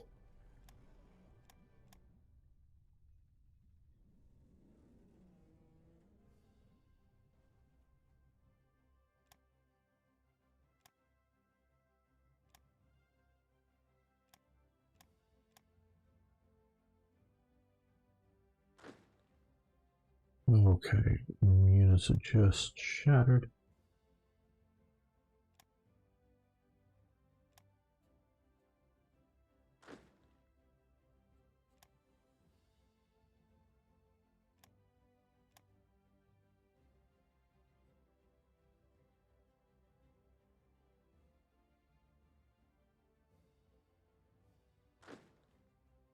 Get in there and hold it. Comments. Okay, we've won down here. Good.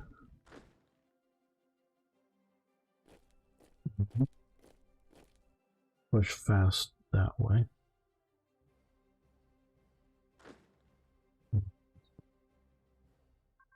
I don't know. Don't give up yet, but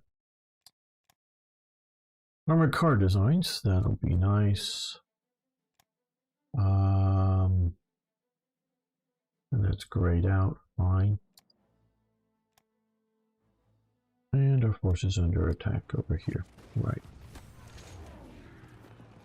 Future bunker. Build it. Lose 10 manpower. Future bunker. Okay, this is the Vice Chancellor one.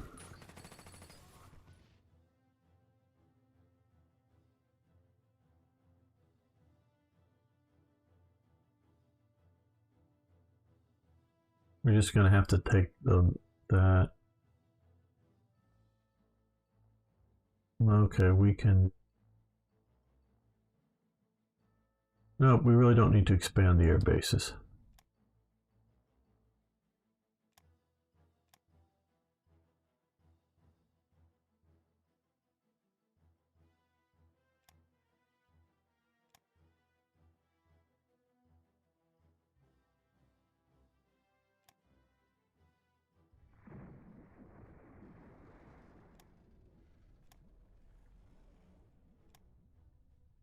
You is shattered.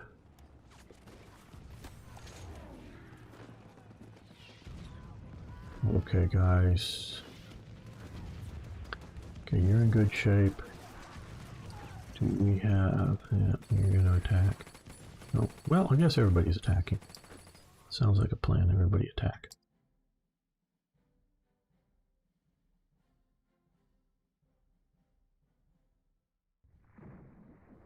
Japanese buy chromium from the Soviets. See, this is the... Oh! I mean, I know this upsets me, but... They come up with this thing, and okay, now the Soviets...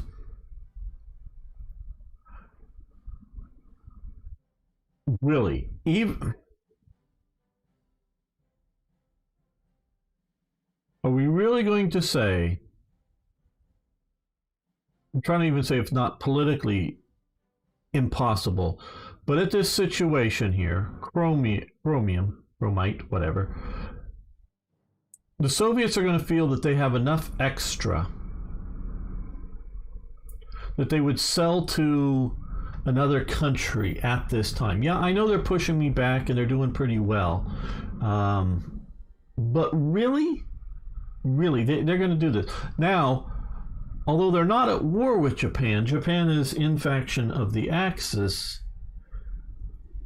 and they're going to boost a power that's at war with the Western Allies. This is just, just not buying this. Okay, we've lost. Okay, over here, these guys aren't retreating out. Okay, I guess we've lost them. We've lost Schroner's unit. Okay, come home. Come home. We're losing lots of stuff here.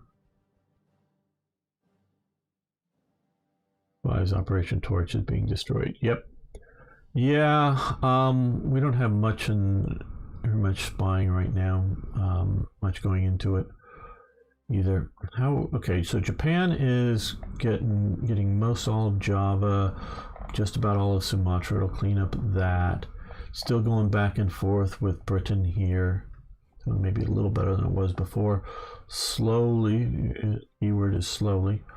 They're using bad units, but clearing out the Pacific or the Philippines. The Americans were they cleared out the Americans out of here. The Americans had invaded here and were in Tinian, so they've been able to push them out of Tinian. Very good.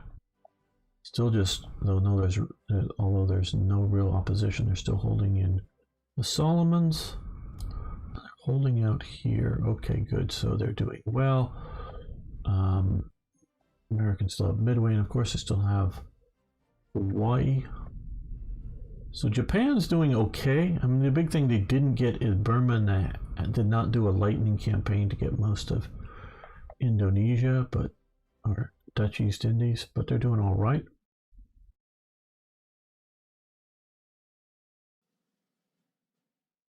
Yeah, Beam Slam. It's just my objection to selling of the strategic resources at that level. I know I've talked about it a lot in the past. And Portugal buying chromite from United Kingdom.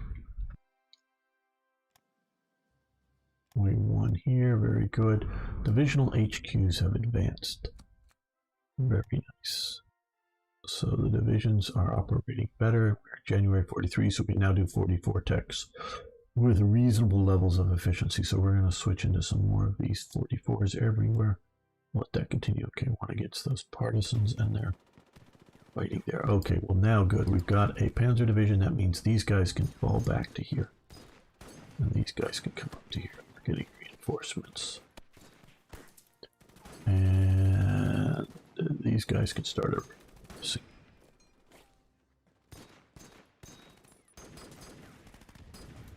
Yeah.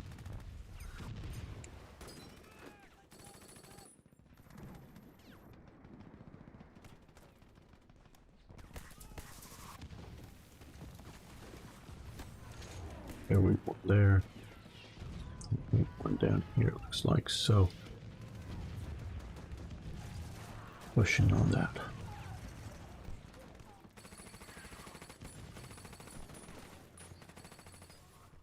Oh, now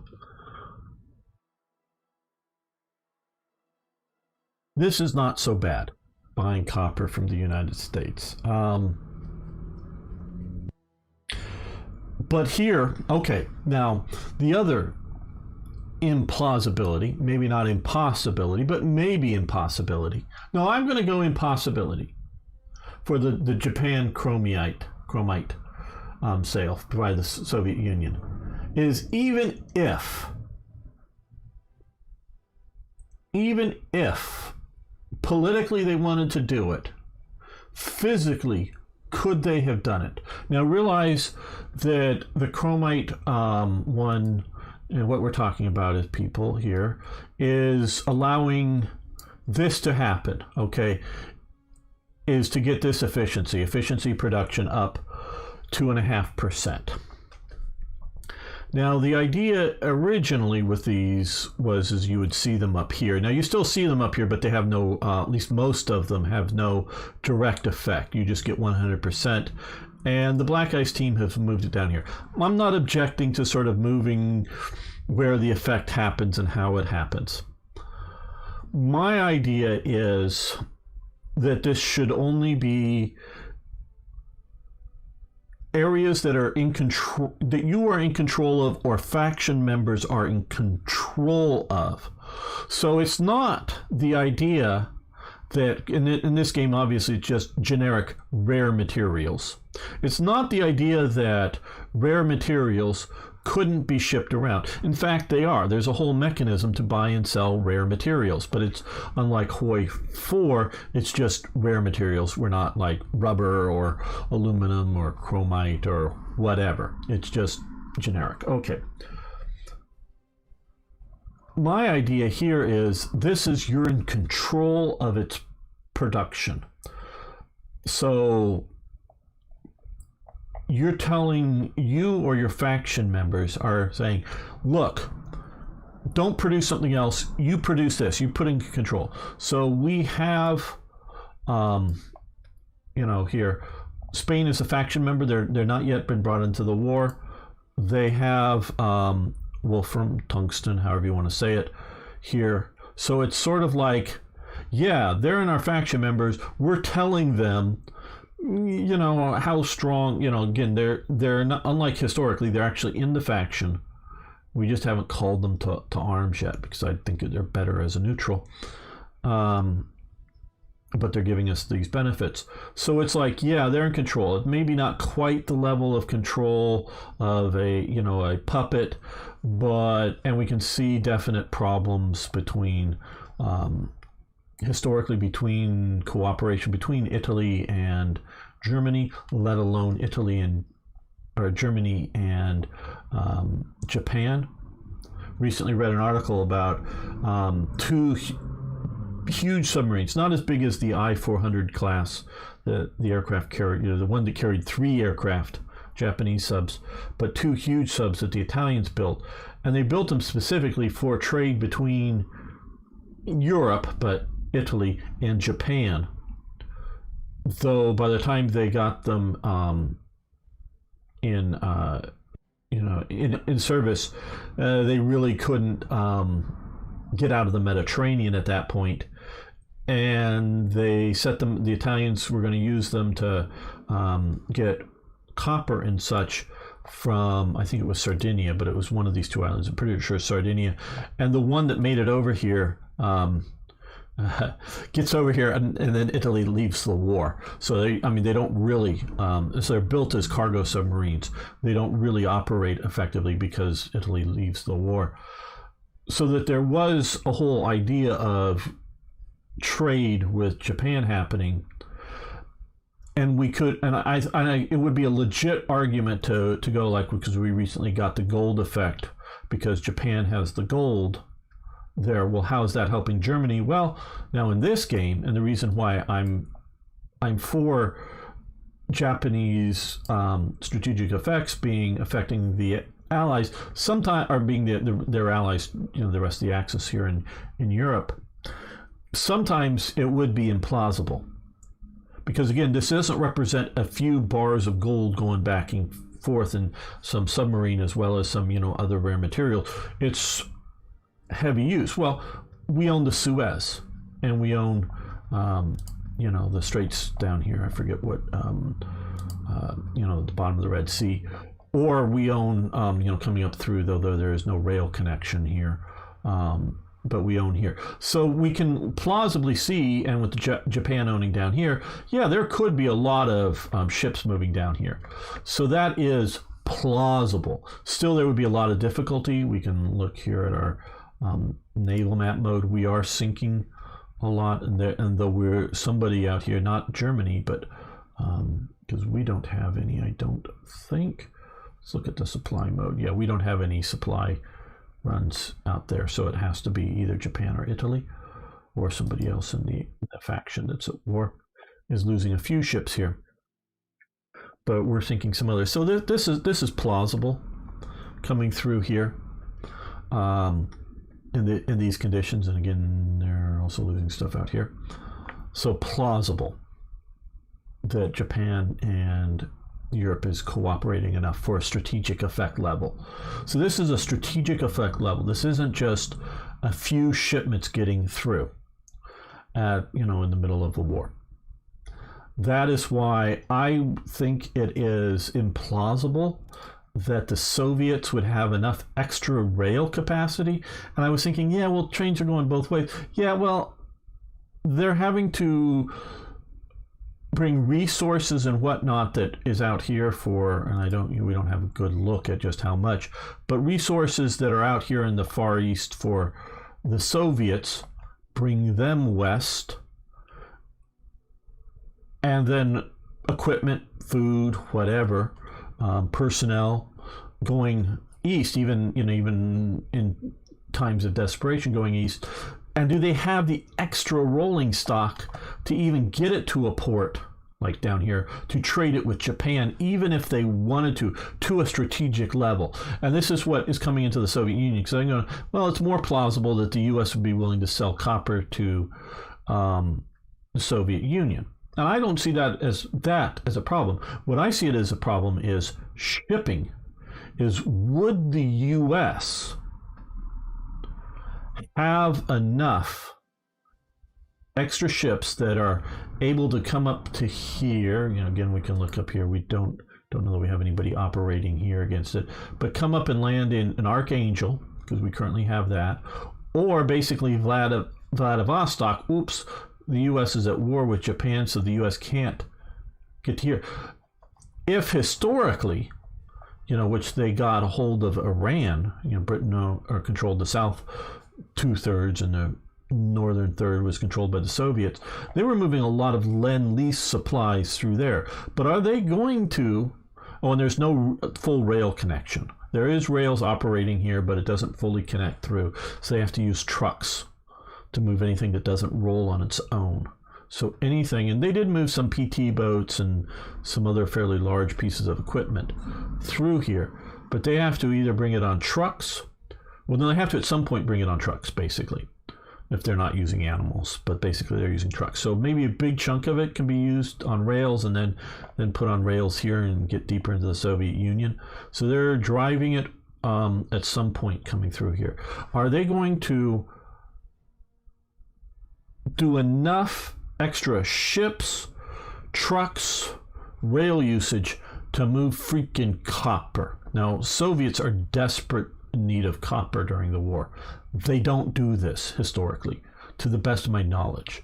The Soviets use soft iron or soft steel, I think it's a soft steel, for their bullet jackets and their casings because of their copper shortage. Still to this day, they do not, they use a minimum amount of copper in their, you know, their rifle ammunition, machine gun and pistol ammunition. So they needed the copper. This is something the Soviets desperately need. But when they desperately need it, it doesn't get sent to them. And I don't think it's I think the U.S. is using a lot of its copper. And it's a lot of it's in Canada as well, huge amounts in Canada. I don't know if they really have an excess of copper for all of their wants. You know, field telephone lines, you know, copper. Obviously, ammunition casings, copper. All kinds of other copper use going on. I don't know if they have enough excess that they would want to give to a strategic level. Again, not 25 bars of copper being delivered, but 1,000 bars of copper a day or whatever that might represent. I don't think they have the port and shipping capacities. The U.S. may technically have the Liberty ships enough to load it on and get it in, but getting it up, whether it's from Bandar Abbas down here or what is it, Isfahan is, no, it's Bashir. Isfahan is over here, I guess. I think one of these is Isfahan. I don't know what it's being called here. And shipping it in there, or if they're going to risk, going around German occupation through Murmansk. So this is why I object to this even during the war, is because that is why the Soviets are in a different faction than the Western Allies. It's partially geographical. It's obviously partially political in that they are Soviet communists and the rest are, we'll call them liberal democracies for lack of a better generic term for them, going on. So there's political, and I'm not just, obviously there's political in different nations. No nations rub perfectly up against each other, 100%. So you'll obviously have some political friction there. Talking the other day about, I think Beamslam was there, talking about Patton and Montgomery there and the British conflicts coming out of that. So even there it's not perfect, but they're in the same faction. So for faction allies, allies within the factions, I agree that if they control you know, one of these things here, the other faction members should get it. I am not in disagreement with that. But this buying and selling thing, whether in peacetime, in war, I am just against that level of stuff. I think they're wrong. Oh, and if I ever get, whichever, yeah, it will happen, but I don't know when. Got to get back into modding. Get Third Reich events out. It's the mod. It had been originally obviously an event mod, but it's now becoming a bit of a remix mod for Black Ice. That's disabled in it. It can be re-enabled if you want to do it yourself, but I've disabled it with that in Third Reich events. Yes, we'll give you metal. And gamer, will be nice if you may prepare and roll a multiplayer game of BICE. Yes, my plans are, and partially I'm being disappointed with this, and I'm going to save it again here, how unstable this is. Now, I think they're still trying to do things to increase stability in Black Ice, and I'm sure Third Reich events, just because it's more events. Oh, we've got a long save, so this will probably be, we're going to wait. Once I get Third Reich events out, once we get GGA, German gameplay augmentations, and others all up and ready, that is then my goal to start a multiplayer game if it's stable enough. So I know Accounting for Games has volunteered to be part of it. So if we can, and I'm going to have him and maybe a couple other my sort of close friends here, just sort of do some private test plays to see how stable or it is or isn't as a multiplayer game. But if we can get it stable enough, I want to do a multiplayer game of Black Ice with preferably at least a total of 6 players. Germany, Italy, and Japan on one side, the Soviets, Americans, and Britain on the other side. And if we can do that, and if it can stay stable, that's great. I would love more players. I just don't know whether we would do more players because stability issues, having like Romania would be cool. France would be really cool until it, collapses. I don't know if we would then have a free French player or a Vichy French player, but Spain could be cool if it were to come into the situation. Turkey stays neutral, so that wouldn't happen. A China player would be cool. So they're and even a Pacific player, whether they're playing a co-op. I don't know if you can play a multiplayer and co-op. Maybe you can. I don't know but that would be good. Well, I think we're going to end this episode here. Not the live stream, just the episode here. I want to thank you all for getting this far, and I want to thank Chief, Sir Toyjet, and Timothy for your support over on Patreon. But everyone else can just hit that like button, the subscribe button if you aren't yet a member here. And I want to thank you for getting this far into it. Thanks so much, everyone. Okay, guys, I'm going to restart this just because we had that long, slow save. So your screen will go to black, but I am not ending the stream here. So yes, screen is black, and I'm going to restart Hoi 3, and I'm going to go grab a Coke here, and maybe a cough lunge or a Ricola here, and come back so I can keep talking at you guys. So I'll be back in, hit the mic, be back in a minute or two.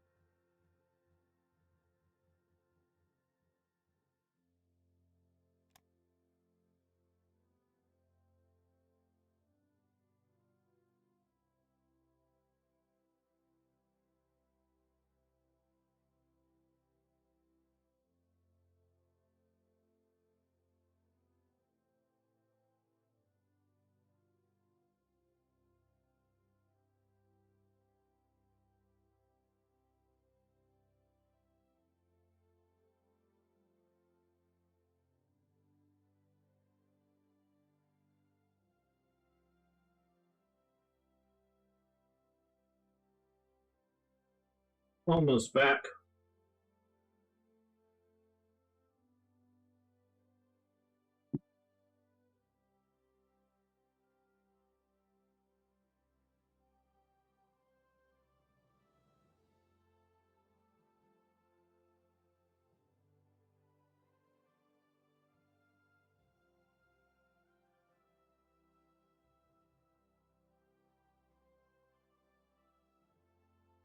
Okay, let's get loaded in here.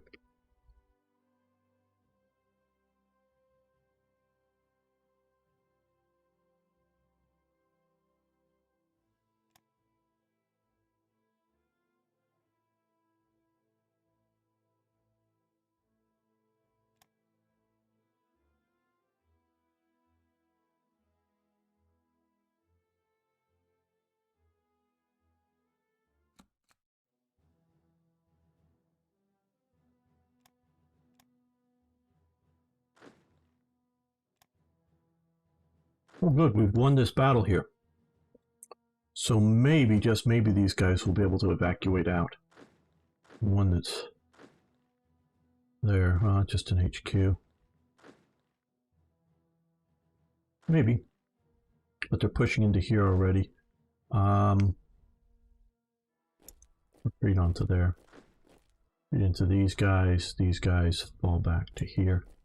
Get behind this river. These guys are behind the river here.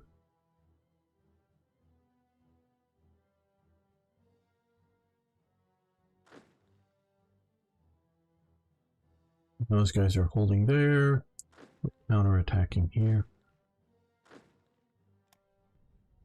Well,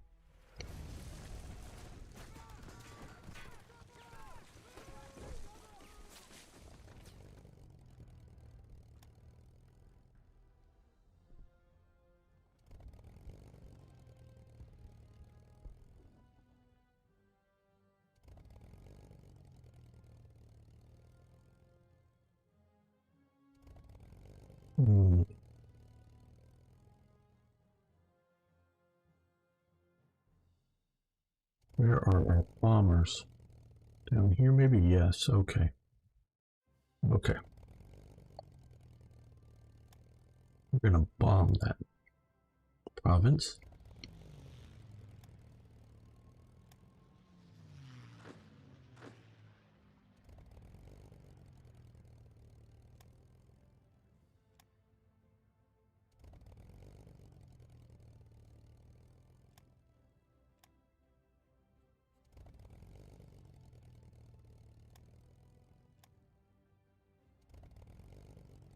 We're going to put you guys up here as air intercept.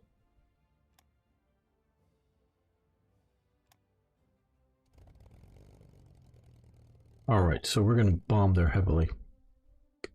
Thank you, Arno. As Arno says, if you're on YouTube, hit the thumbs up button. For the stream, it will help get more attention to it. Okay, we have our Spanish division here. Let's move it down south. Hello, Eugene Tonic, how you doing? USSR is putting up a fight, yes. Sergeant Steiner is still holding out. They're putting up a fight in that they're pushing us back. That is quite correct. This has been a very challenging playthrough. Okay, you take Safi.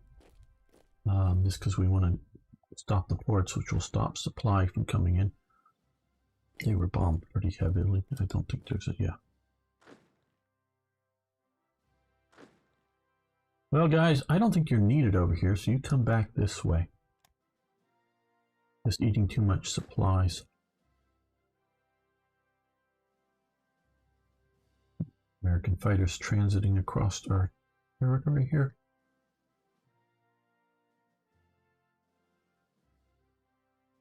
Okay.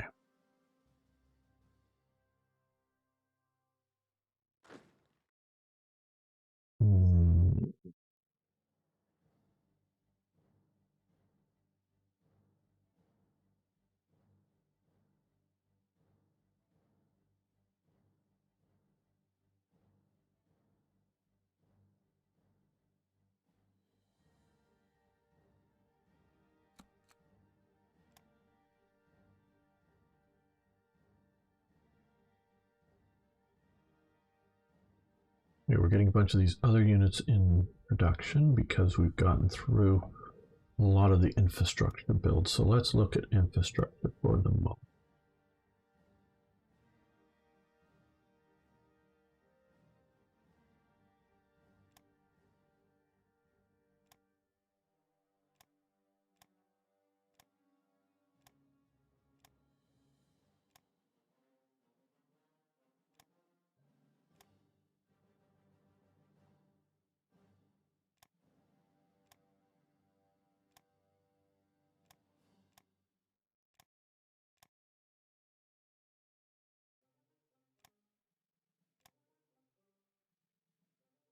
I'll look to see how supplies might flow up to the front here.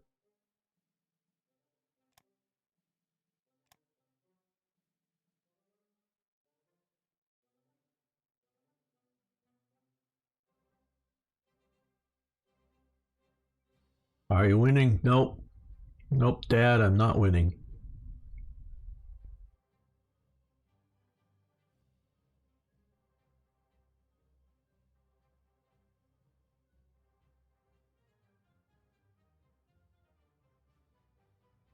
Possible there'll be a second or even third or fourth Operation Torch. Not as a scripted thing. There's just the one as a scripted. Sergeant Steiner from the movie Iron Cross, right, based on the historical figure. It was in the Kretsch area. Was okay. It's been so long since I saw that movie, Cross of Iron. I mean, probably like 30 years or more. I tried to watch, though it didn't get too much of the... I love Richard Burton as an actor. Most of his movies are great. The rest are mostly good. But he did a part 2 to that was set in France that was just god-awful. Playing Sergeant Steiner. But... I don't think I watched all of it. I don't think I got through that, but it's been a long time since I watched. Okay, guys, here, I need to know, everyone in chat on either YouTube or Twitch, you can just simply say yes or no, but have you seen the movie Escape from New York? Please, everyone here, say yes or no if you've seen Escape from New York. I know this is sort of off topic, but I want to know if you've seen it. Yes, Arno. Good. Thought you would. Okay. Ari hasn't. Yes, good. Hello, good Eugene Tonic.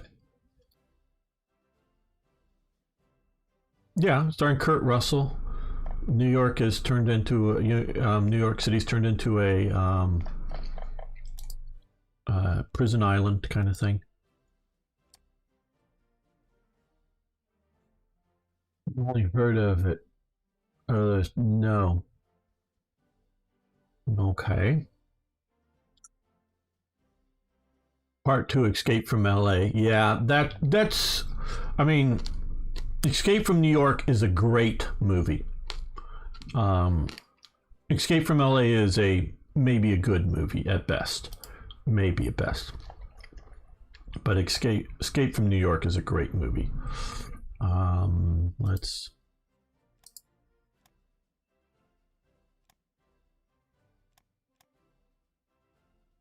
have yellow there.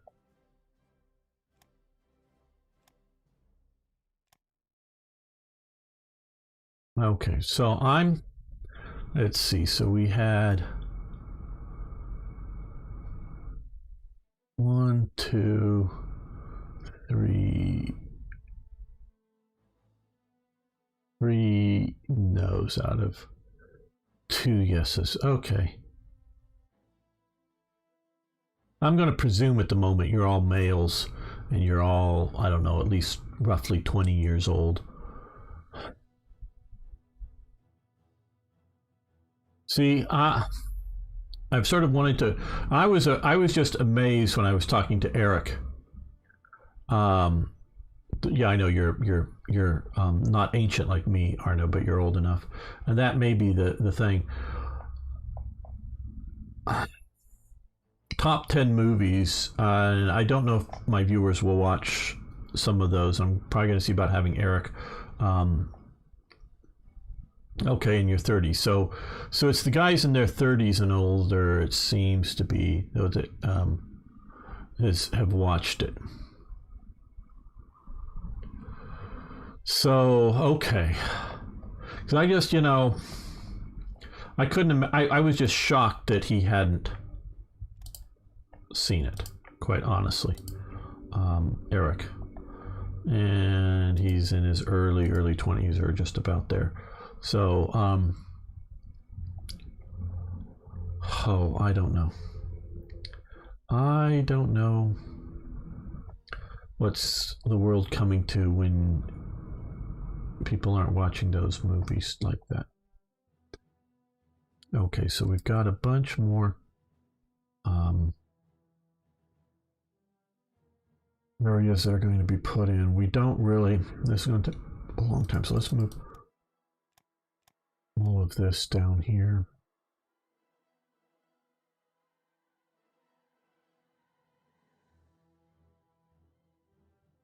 You guys in your 30s feel ancient. Hell, I'm 20 years plus older than you guys, so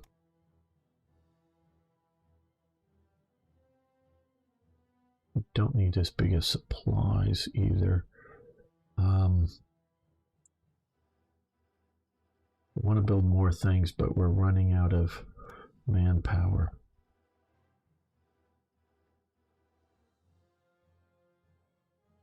Okay, all of these units, we're going to deploy all of these guys.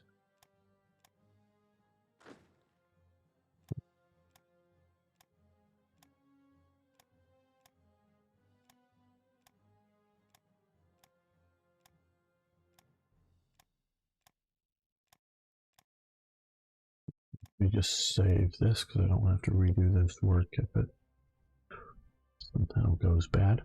But we just did do a reboot. So I'm thinking of doing some top 10 videos. I hope people would watch them. Watch the videos, it means, and give you guys ideas of maybe what would be good to watch.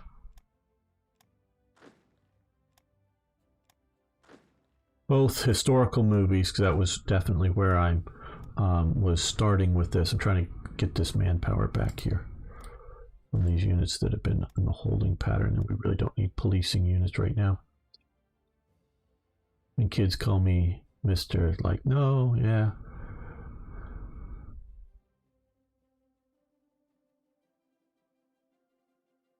Yeah, we hope to. Well, right now what I'm doing is keeping most of these in production. Well, keeping all these units in production, but I just wanted to clear out that. Because one of the things we're definitely could use more of is fighters, but they're only 1/10 of a manpower, so that's not that big of a deal. But let's go with 8. Let's see what we can get, because and yeah, that's about. I think we're all kind of ancient with our gaming and movie interest. Yeah.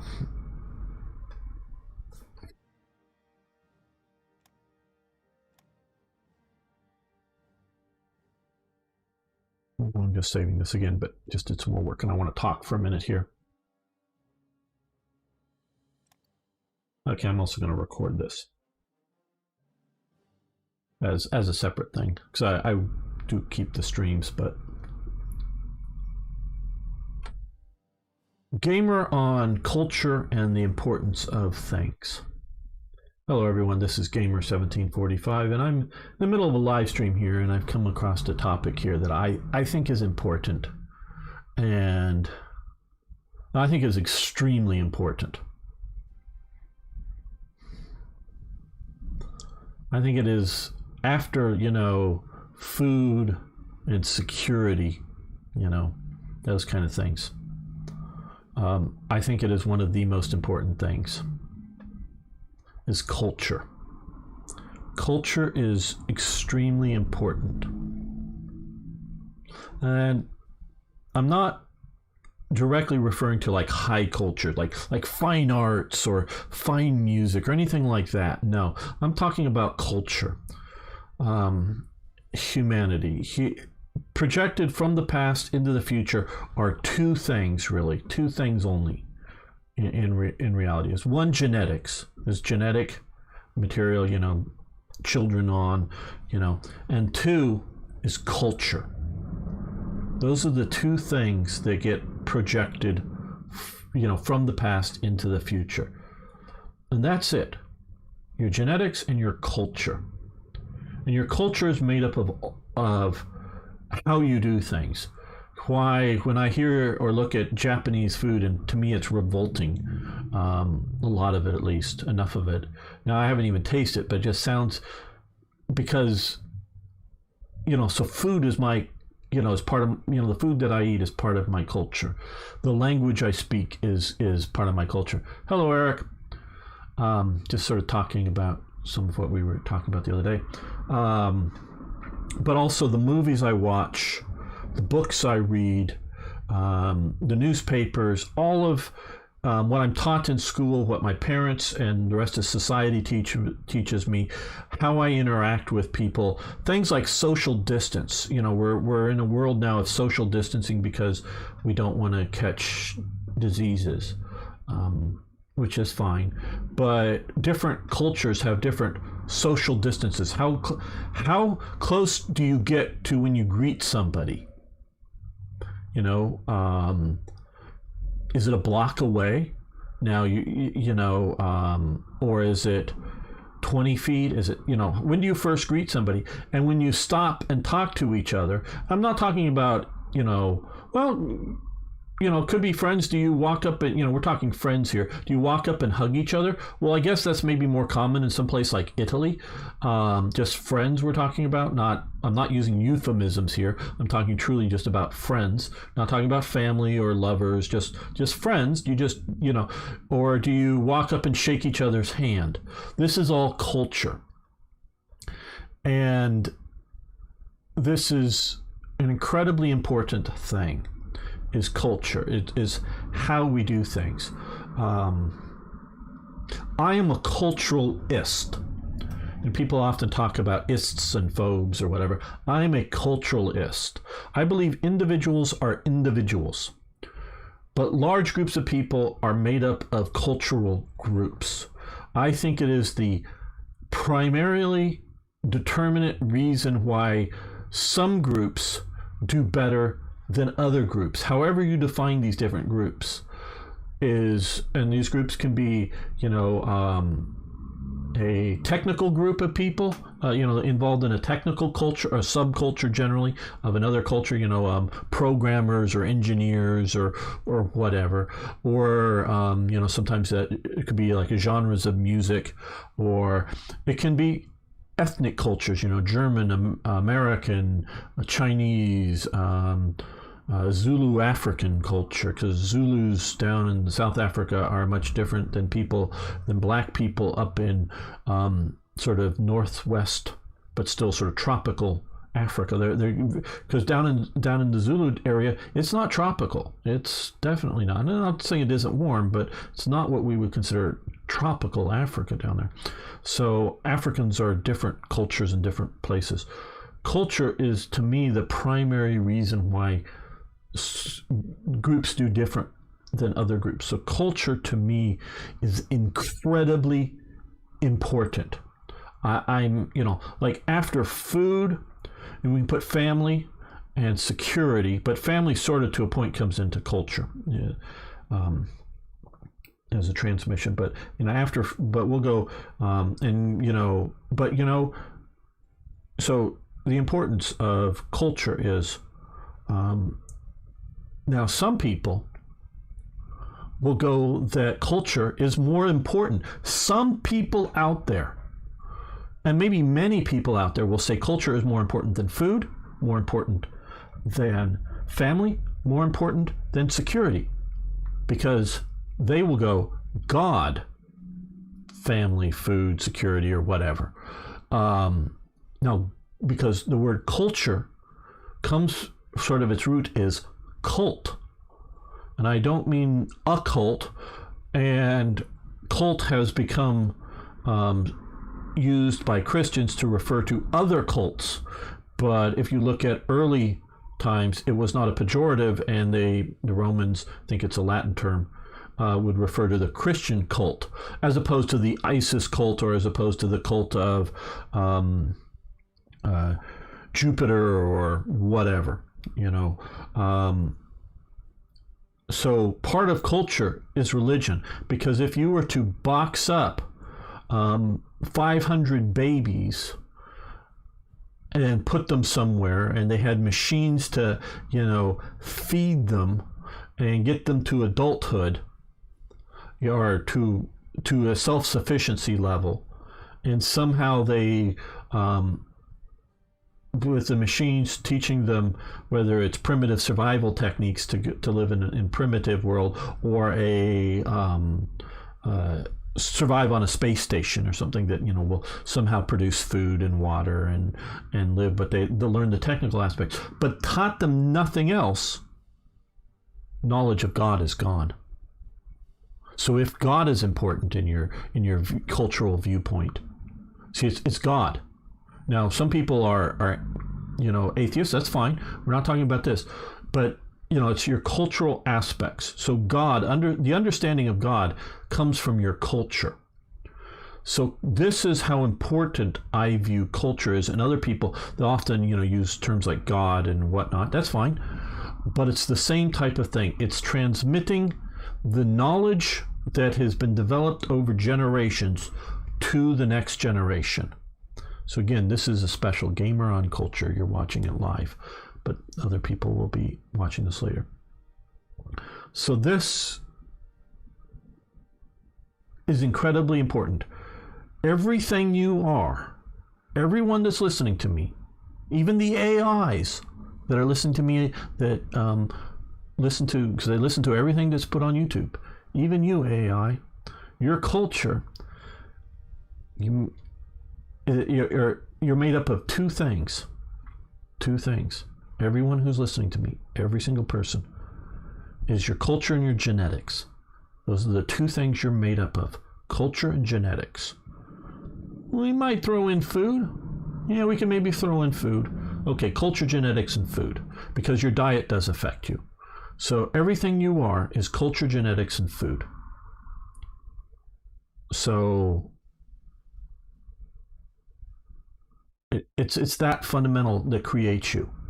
It's culture, genetics, and food. So your culture is a fundamental element as to who you are. Right. Okay. So you understand how important culture is. I agree with that. Now, a culture, shall we say, is a group of people with a shared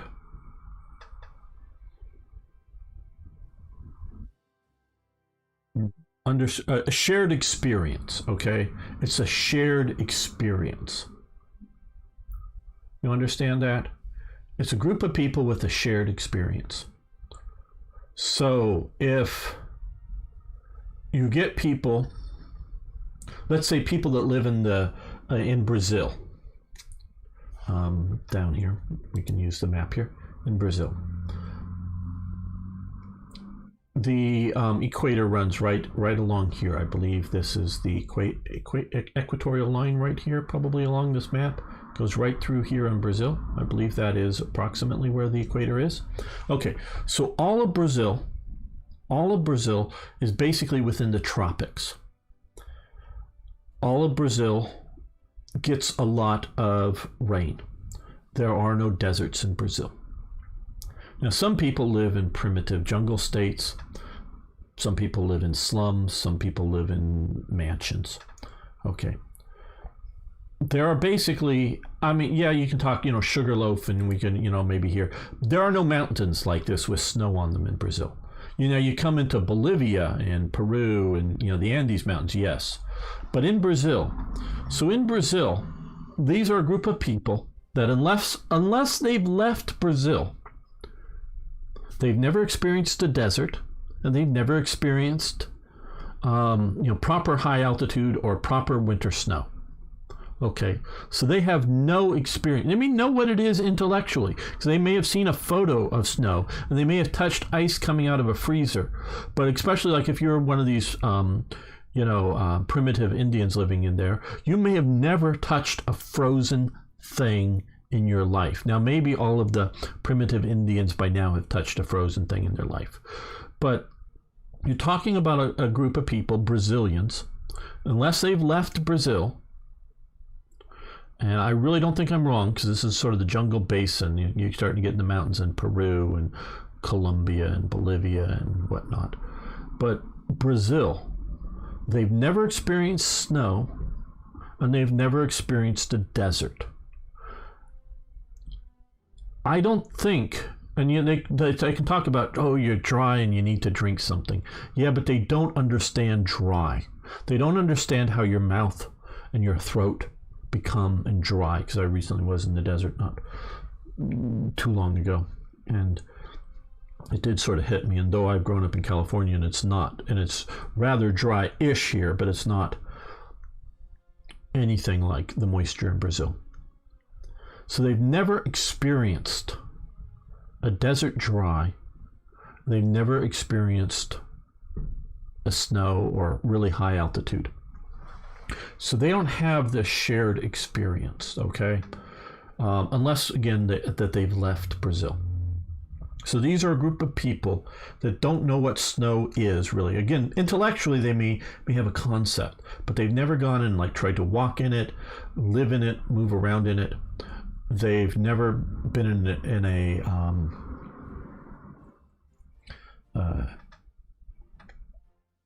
a desert. And we can talk like Bolivians. They've never experienced the ocean. And I'm not going to count whatever this lake is here and whatnot. They've never experienced an ocean as a people, unless they've left Brazil or Bolivia. And most Bolivians have not left Bolivia. Because I know, my friend Lum lives, I was thinking about using Switzerland, and who, calls everything that's out at sea a boat, even if it's a ship. Yeah, but I think he's visited Italy, and maybe most Swiss people have made it to the ocean. But even if, now a lot of people in Brazil live along the coast. And that's coastal regions. But so people in Bolivia and Paraguay have never experienced the ocean, even minimally. Let alone, I've lived very, very close to it. Meaning much of it I could throw a rock, or maybe have to throw a rock 3 or 4 times to get it into the, salt water. That's how close I've lived most of my life to the ocean. So these are shared people here, a shared cultural group that have never experienced the ocean. Now, they've maybe seen it on TV and seen movies about naval warfare, in World War II or something, but they've never experienced the ocean. So that's a shared identity of Bolivians versus Brazilians. Most Brazilians, live coastally. They have their capital somewhere in here. That's sort of a flop of a city. So shared experience, whether it's listening to the same language, the same physical environment. I'm sort of ignoring chat. Sorry, people, if you're saying something important. I will try to scan through some of that in a moment. And please put your ideas behind what, if you have any comments of what I'm saying, I'd love to hear them. We'll go over them at the end of this. So your shared experience is what creates a culture. Okay? Your shared experience is what creates a culture. Okay, so you understand that term and what I mean by it. Okay, so in this modern world, we need to stay connected to people. We have to have shared experiences. And here I'm going to get a little political, because everything I've been saying before as a, if you will, as a social scientist is in my opinion objectively true. So now politically, they want to remove objective truth, because a man is a person who has male genitalia and a woman is a person who has female genitalia. Yes, there are a minutely small fraction of a population that have some sort of birth defect, and that doesn't quite hold true. But that is a birth defect, and what we're talking about is something more than 99% of the population. That is true. And I don't know enough about genetics to know if there are male cells and female cells. I know blood can be transferred between males and females. So I don't know whether simply having surgery on you changes your sex. Having surgical operations. I don't know. I don't have a good answer to it. But if you haven't been physically altered by some other means, that is the definition of male and female. Period. It is. Oh, but I want to live the life as a woman or a man, or a person of the opposite gender, someone might want to say. Well, fine. That's fine that you want to live as a other gender. Now, I don't know enough to comment whether, I'm saying, well, okay, you can do that. I don't know whether that is a good idea, a bad idea. I don't know. I don't have a good enough answer on that. I'm not going there. Whether, because living your best life as whatever and wanting to be called whatever. And I've actually met a few people before in the olden days, before modern think or whatnot, that I was very unsure of the person I was talking to's gender. Very unsure. And they were dressing in a way that was indistinguishable, or wasn't distinctive one gender or another. So I was very unsure of their gender. But that's just a few people.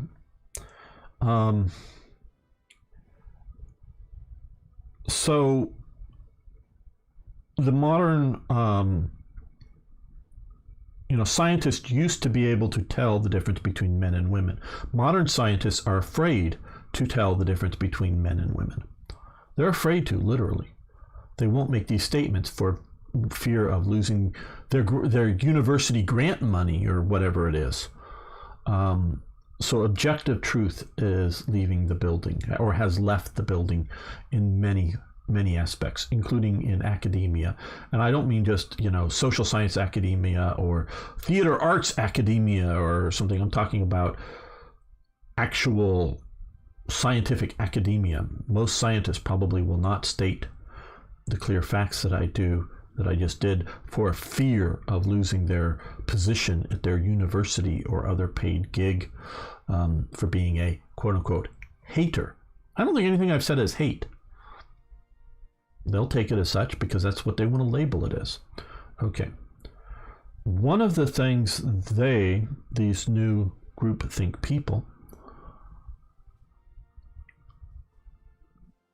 is they want to destroy our connections with the past.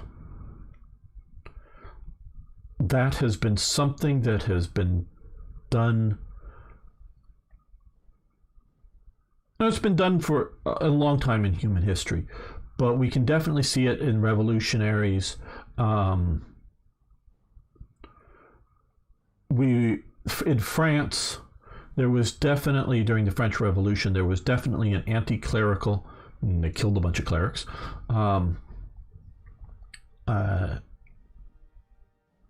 element in there. So it was anti-religious, and look, we can see the Reformation, and I'm not going to get into the positives or negatives of a particular religion, or and I know some of my friends here are actively atheist in their beliefs, and that's fine. I'm not going there. I'm just going that they wanted to disconnect the French Revolution, and I understand that they may be anti-clerical, which is anti the church, not necessarily anti-Christian. In the French Revolution, but there were some anti-Christians. But if I have the thing correctly, during early days of the French Revolution, they went to the Cathedral of Notre Dame. There was a bunch of statuettes on the outside of sculpted things, and they chopped all the heads off because the crowd that did it thought that they were the heads of like ancient kings, not saints. They later put them back, I think, or tried to, or something. I don't know. Once people later on realized, no, those are saints. Those aren't kings. Because they were trying to get rid of symbols of monarchy. The French Revolution. Pulling down statues. You may notice they're pulling down statues now. So they're still pulling down statues. Maybe fewer times in mob violence, but they're still wanting to take down statues of important people. I was going to say famous, but important people. And I totally understand about pulling down statues about Hitler or Stalin. Fine. But they want to pull down statues of George Washington. Well, George Washington is part of my culture. When they pull down a statue of George Washington, they're saying, in essence, he's equal to Hitler, into something that we need to erase, get rid of. Okay? In my opinion, you may want to move a statue of a French king away from the front of a French government building because France is currently a republic. Fine. But France should not, as a group of people, want to remove knowledge of their history of the country of France. And that there once used to be innumerable, I think 18, 20, I don't know, however many Louis were kings of France. They should not want to hide or bury that fact. They may not want to have a statue of King Louis the whatever in front of, one of their major government buildings. That's fine if they're now a republic and they don't want to have that. Now, maybe a particular Louis has enough of a lesson for the French people. Go, well, yeah, but he was good at doing these other things too, and so we want to keep his statue there. So I understand moving, which may be termed removing, but moving statues from places of prominence to other places of prominence. So it could, because now I notice that from places of prominence to other places of prominence. So you might want to, in Paris or someplace, go, oh, here's the garden of statues of the French kings. Keep it nice, keep it, whether it's tourists or locals can come and get the lessons from the French king. It's just moved away from, the Parliament building or the, French president's building, away from particular buildings, but put them over some other place and go, hey, these are our previous leaders, and put them up there. And I keep them in places of prominence, but maybe moving them away from the best places of prominence or something like that, because it is a contiguous culture. So shared historical experience. And no, statues are not the point of this talk, but they are a symbol of what the left, what the radicals want to tear down and destroy. They want to be like the French Revolution. They want to be like the Soviet Revolution. They want to be like the Maoist Revolution. In my opinion, and there's a lot of, no, there is no critical race theory. No, there's no critical race theory. They keep saying there's no critical race theory. We could say, me does think the lady protests too much. All these people that want to prove that there's no cancel culture. If it wasn't something apparent, there wouldn't be any need to try to disprove it. So obviously there's critical race theory. Critical race theory is using basically Maoist tactics. It's Maoism in its tactical use. And that they want to destabilize every person out there. So everybody's in the wrong. Just how wrong are you? And how much do you need to apologize to the group That's sort of the Maoist tactics. So with whatever critical theory or critical thinking or whatever they want to call it, which, well, critical thinking sounds good. Well, it's just an earlier term for Marxism. These revolutionaries, and whether they're not all out there trying to create a leveling Marxist society, but they're all trying to create a new society. To some degree, what Hitler was trying to do, definitely what Stalin was working on. Stalin's regime, from day one that Stalin is in power, is attempting to erase Russia. From day one, he wants to get rid of Russia. And part of Russia is the church. If you talk to every single Russian the day before the October Revolution, a massive aspect of what is Russia is the Russian Orthodox Church. Okay, he wants to erase that. Now, he knows he can't erase it overnight. The one group of people that try to do it is Pol Pot in Cambodia, and they literally kill off like 1/3 of the population, millions of people, and it got so bad that the Vietnamese communists are going like, these guys next to us are so fucking crazy over here in Cambodia, we've got to invade. So eventually the Vietnamese communists, there's just now the VA or whatever, Vietnamese army, no longer North Vietnamese army, invades Cambodia to put a stop to the killing fields. Now, Pol Pot, I don't know if there's still, for years and years after that, there's still a Pol Pot guerrilla movement in Cambodia, and there was a anti-communist guerrilla movement, as well as the communists that were in power that were, I don't know if they were later on puppets of Vietnam, but they were the non-Pol Pot communists, the less insane communists of Cambodia, if you will. But so most of these leaders realize that you cannot totally erase things overnight or ever. But Stalin is trying to erase Russia. That's clearly what he's doing. Not trying to erase the Russian language, not trying to, like the Nazis, trying to erase the Russian peoples genetically or anything like that. He just wants to erase the idea of Russia. Until mid to late 1941. And then it becomes the Great Patriotic War, and you start to see a lot of Russian iconography, not church iconography, but a lot of other Russian iconography going on to stir the emotions of the Russian people in resisting the German invasion. So only then does he start to use Russianism again, as opposed to the new Soviet man, the new Soviet Republic. Yes, there was the Republic of Russia, there was the Republic of Georgia, there was, the various Soviet republics within the Soviet Union of Soviet Socialist Republics. It was just going to be one of, many various ethnic groups, but the idea of Mother Russia was going to be gone. So that's what they want to erase. That's what this leftist movement wants to erase. If you do not understand that,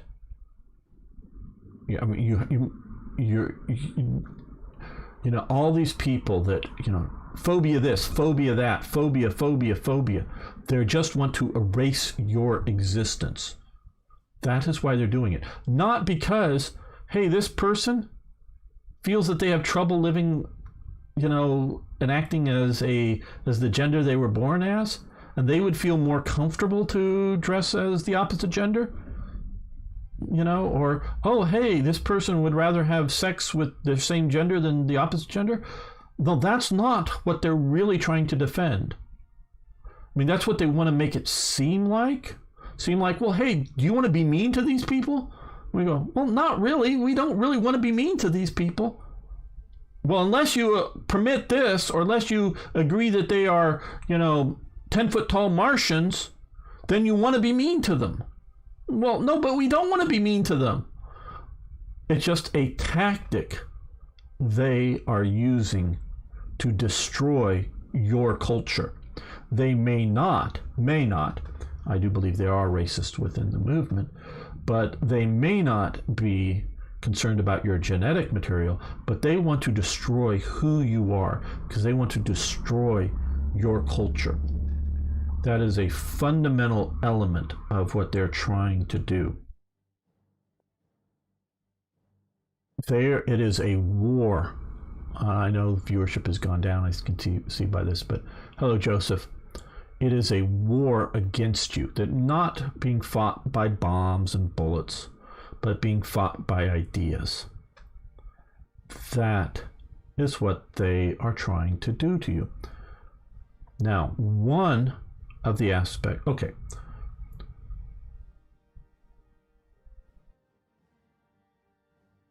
Most Americans,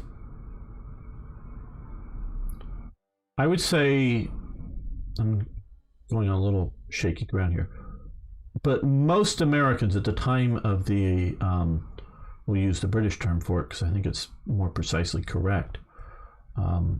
At the time of the American War of Independence or the American Revolution, use the American term for it, because I don't think it's revolutionary at all what they were doing. And it was an independence movement, not a revolutionary movement. Most Americans could read and write. That is not the case in Britain. Lots of Britons could read and write, but it wasn't most. But I would say most Americans. Now, the reason because there were a lot of Brits still coming over, so I don't quite know. But most Americans that were born and raised in America could read and write. Now, they couldn't necessarily do it well, but they could do it. And most American homes, from the time of independence at least, because then you've significantly cut off incoming British for some time, and a lot of the Britishers flee, those that want to stay British. But from the time of American independence until at least 1900, most American homes had a book inside of them. And that was a Bible. Most Americans could read and write.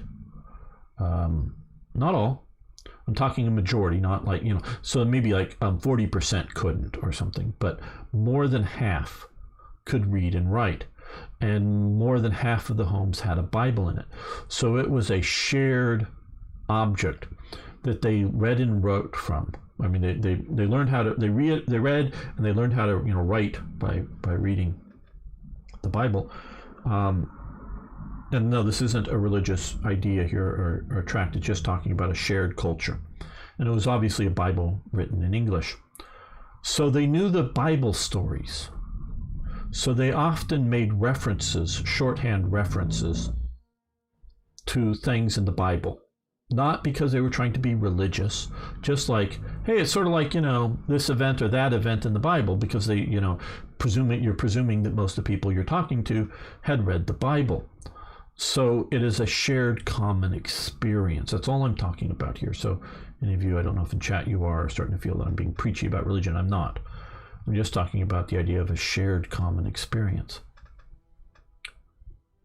So you can sort of see that, and as Parno was using the term Snake Plissken or something, and Beam Slam got the reference to him earlier on, that having these shared common reference points in culture, that we can talk to each other.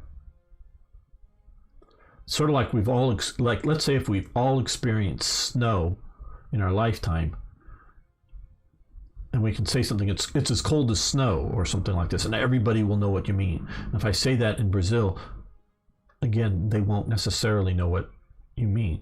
Now, maybe they've touched some ice, obviously.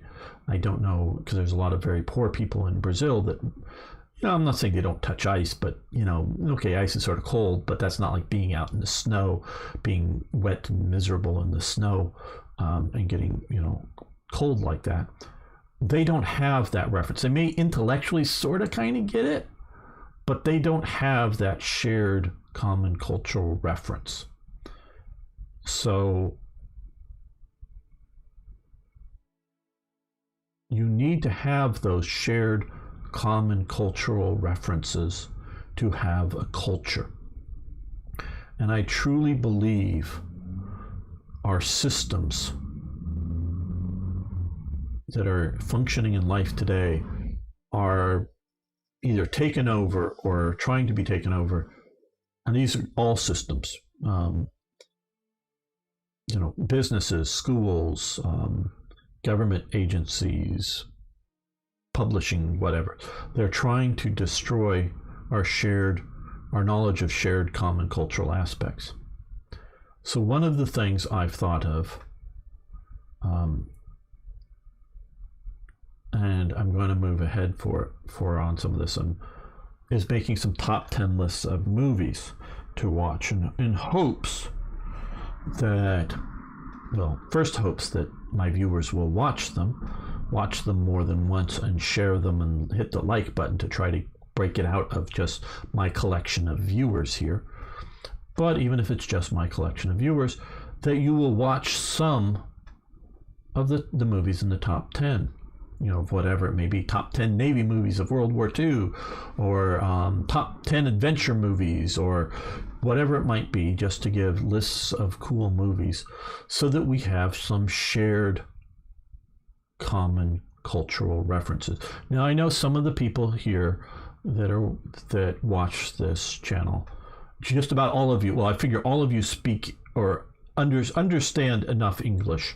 I interact with a bunch of you. Some of the English is rough on a few people, but that you're here listening to me, you understand English well enough to be enjoying this kind of thing. But I do understand a lot of you don't come out of Americanism, American television, or even American movies kind of thing. You may get some of them that get popular in your country, but a lot of them that you don't.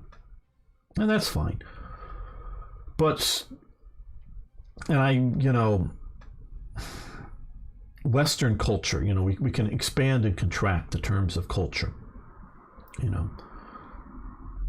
Back in the day when I was a kid, there was a subculture, Valley Girls. They spoke in a certain way, they watched the same movies, they dressed the same way. They were Valley Girls. That was a subculture here in Southern California that made it in some movies and TV, and other girls around America tried to mimic them, though often apparently, not well, because Valley Girls were actually a subculture. They were out in the Valley of California, kind of thing, but spread to much of Southern California. So sometimes, you can talk a very local defined cultural element to Americanism or Angloism, people that come from the Anglosphere, Britain, Canada, US, Australia, and New Zealand, and some other countries that more or less part of it, or Western culture. But you can also talk about global culture, some movies, some TV shows, some things, World War II was a common cultural experience, different obviously in the Pacific or Asia than in Europe, and different in the Americas, including North America versus South America. But it was sort of something that was globally happening to everybody, sort of like the global pandemic now. It's a cultural thing that's happening to basically the globe. It's happening to basically everybody. And so I've thought about top 10s to do that, and I hope when I do that, we'll get some support for it as a way, now just a minor way. I was going to say unimportant. No, it's important, but it's a minor way to pass on culture. Now, not everyone needs to watch all the old movies or whatever, and however you want to define old movies. You don't have to watch them all, but there should be some major milestones that are just good and important enough to watch. See, as many years ago, when it sort of more or less first came out, I watched Schindler's List. It's made by Spielberg. It's about a German industrialist who works in his way to save a number of Jews, those that work for him and whatnot. And so, and sort of how he did save those group of Jews from extinction. Well, it's a very good movie about the topic. I've watched it. I have no intention of ever watching it again because it is a very hard and painful movie to watch. I think I've learned its basic lessons. If for some reason I think I need to learn something more from it somehow, because it is a fictional, I mean, it's based in history, but it's fictionalized. So details of history, I'm not going to learn any more from it. So I don't need to watch it again. I've watched it. It's an important movie to watch. It's a very well-made movie to watch, but it's not a movie that I want to watch every year or every 5 years or whatever. It's not a fun experience. So some of these movies, I don't plan on putting, well, maybe if I ever get to like top 10 list of the Holocaust or something, I don't know. Not that I have any plans of doing that, but it's not like a movie I would put in a normal top 10 list. But there may be movies in the top 10 lists that I create that aren't your cup of tea, but maybe you should watch them just because you know what other people, like one of them would be at least the original Star Wars. I mean, you don't have to. I didn't watch that last one of the last sequel trilogy. I watched the first two of it and almost didn't watch the second one.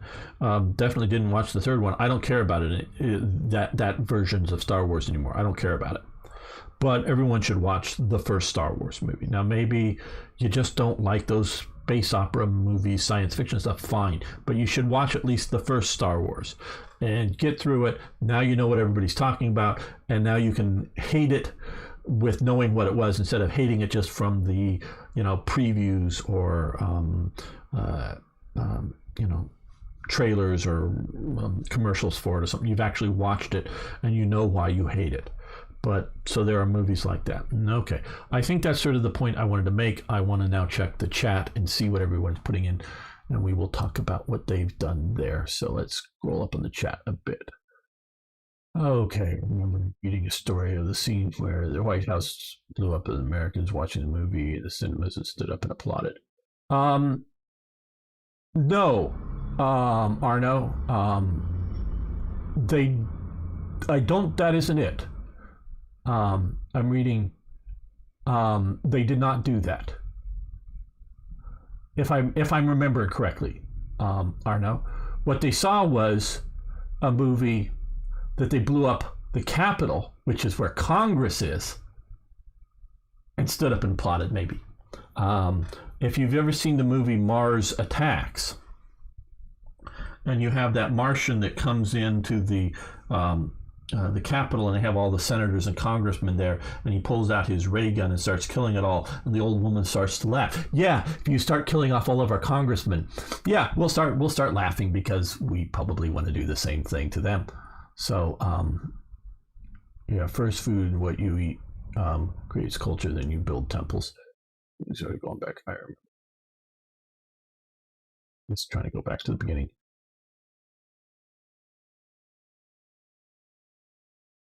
So just trying to go through. Okay. So it's more the Capitol and Congress, not the White House.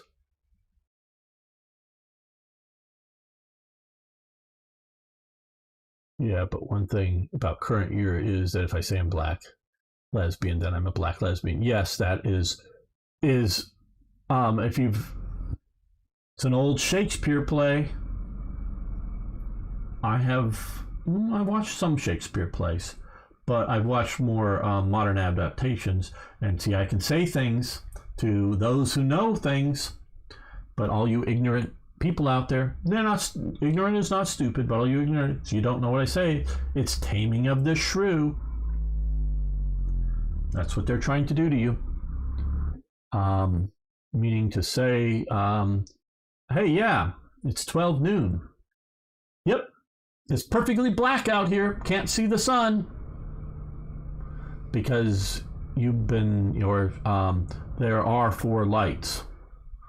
If you get the Picard reference. I know you can change part of your person, but you get an organ from another person, possibly something to do with genes. Yes, I don't know the organ transplants. I don't know all of that, Beam Slam. And yes, I've heard things, but I don't know enough to intelligently comment on it. I do know enough about cultural ideas to intelligently comment on them. Doesn't mean I'm right. Now, I think I'm mostly right. And of course, I learn as I go on. So I learned that maybe details that I'm wrong or views, and views change over my lifetime for sure. Not like whims, they change, but they change over time. Experience changes my views for sure. But I think I'm generally right, and I generally have enough knowledge to talk intelligently on culture. Biology and medicine is starting to have problems. Ted Kaczynski's analysis is quite good, familiar. No, I don't know if I got Ted Kaczynski right. Is hello Joseph Smith, if I didn't say it earlier. They're also getting rid of any history, World War I. They're trying to get rid of any history sort of prior to the civil rights movement era. And history is the civil rights movement and newer. Secret removing great stands made against central powers. Yeah, I know you're a big World War I fan. National religion are wonderful mobilization tools. Absolutely. Always seem to miss your live chats. Well, you're sort of here for this one. Joseph Smith? Okay. No cable TV, just the Bible. Meh. The Bible, yes. Yes, I know. Arno is anti-religious. Not just doesn't believe, but he's anti-religious. Something like that. Culture, laws, legends, history. And Crimson. Hello. Hello, Crimson. See you on the Sci-Fi Channel. And of course,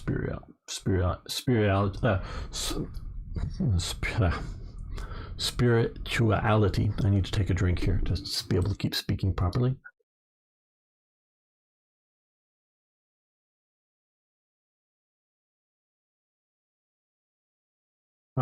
Past we had the Bible, then TV, now Netflix.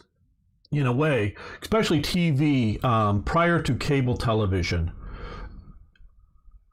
like in Britain when I lived there, they did have early satellite TV and had some channels on that, but basically there was no www of the World Wide Web. Yes, there was some email. Yes, there was some university Gopher sites and Usenet, but basically the internet did not exist for the common person. I mean, did not exist for the common person when I was living there. And so there was 4 television channels in Scotland. In the Edinburgh region that I was. So everybody was just about watching 1 or 2 of a nightly news thing, if they were watching the news, or they were reading. Now there was much more newspaper types, and it used to be in America there were 3 network news things, and just almost everybody watched Cronkite on ABC way back, like during the Vietnam War, and so everyone got the same half hour of news, so they knew what to think. So they were unified with that kind of thing, with their knowledge. Now, of course, we have a lot more knowledge. We have so much knowledge coming into us, so much that we cannot keep it all in our heads. I used to go with my dad when I was a kid to a computer convention called Comdex in Las Vegas. There was a major one in Europe also, but this was the largest one in North America, and basically probably the largest one in the world. And basically, just about all computing knowledge was held within this convention center. All examples of all the computers, all this stuff. Now you couldn't even get a fraction of it in because there's too much knowledge, too much information. I used to know what was going on because even just as a kid, not that I was technical on all the details, but I sort of knew what was going on because I would go around and listen to these things and see this stuff. Now it's just too big to do that. We get too much information in for the human mind to process it. We can do so. It's out there. We just can't process it all. So it becomes harder.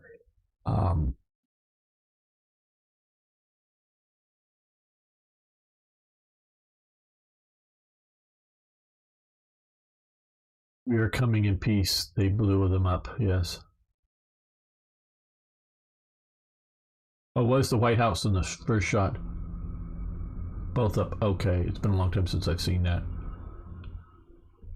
Like more the joke about aliens who went around the U.S. president came to a car and said, "Shalom to Jews inside." Okay. Hello, Maskey.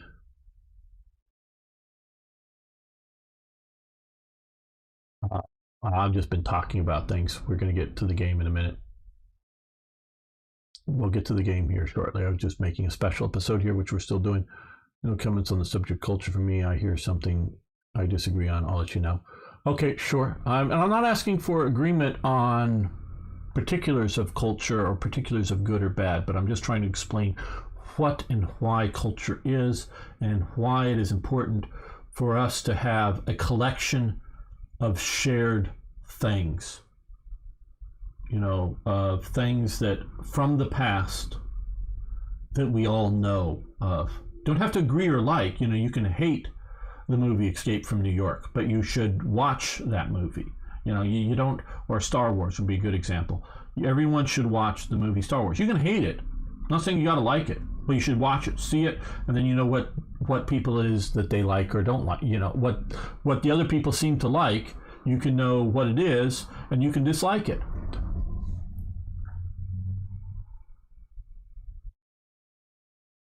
Just don't. Well, you seem to be a bit more. Okay, so we'll get back to here. Actually, okay. So those of you watching, would you please, watching later on YouTube, would you please hit that like button, hit the subscribe button if we happen to reach you, if you're new here, especially if you made it this far. And please share this out. And you, of course, post your comments below on either the idea of top 10 movie lists or of culture. I really do want other people's input. I'm not one of these people that think I know everything and don't want to learn something new. So, yes. Thanks, everyone. See you next time we'll just see you next time. Okay, let's go back. I'm going to restart Boy 3 here because I think it's going to crash out on me. Yes, it did, because I alt-tabbed out of it. So yes, got a black screen. We'll be back very quickly here. Thanks, Joseph. Do appreciate all your support.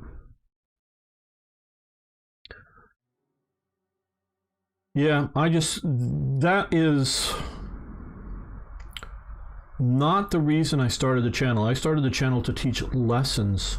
Well, one, I started the channel just to sort of show what Third Reich events was, but I was trying to use Third Reich events to teach history in an interactive format. That's what I think is very important is, you can watch a YouTube video or a movie or read a book or listen to a book, an audio book. But when you get to the yes, we're coming back, Crimson, to it. I just wanted to make a special episode there.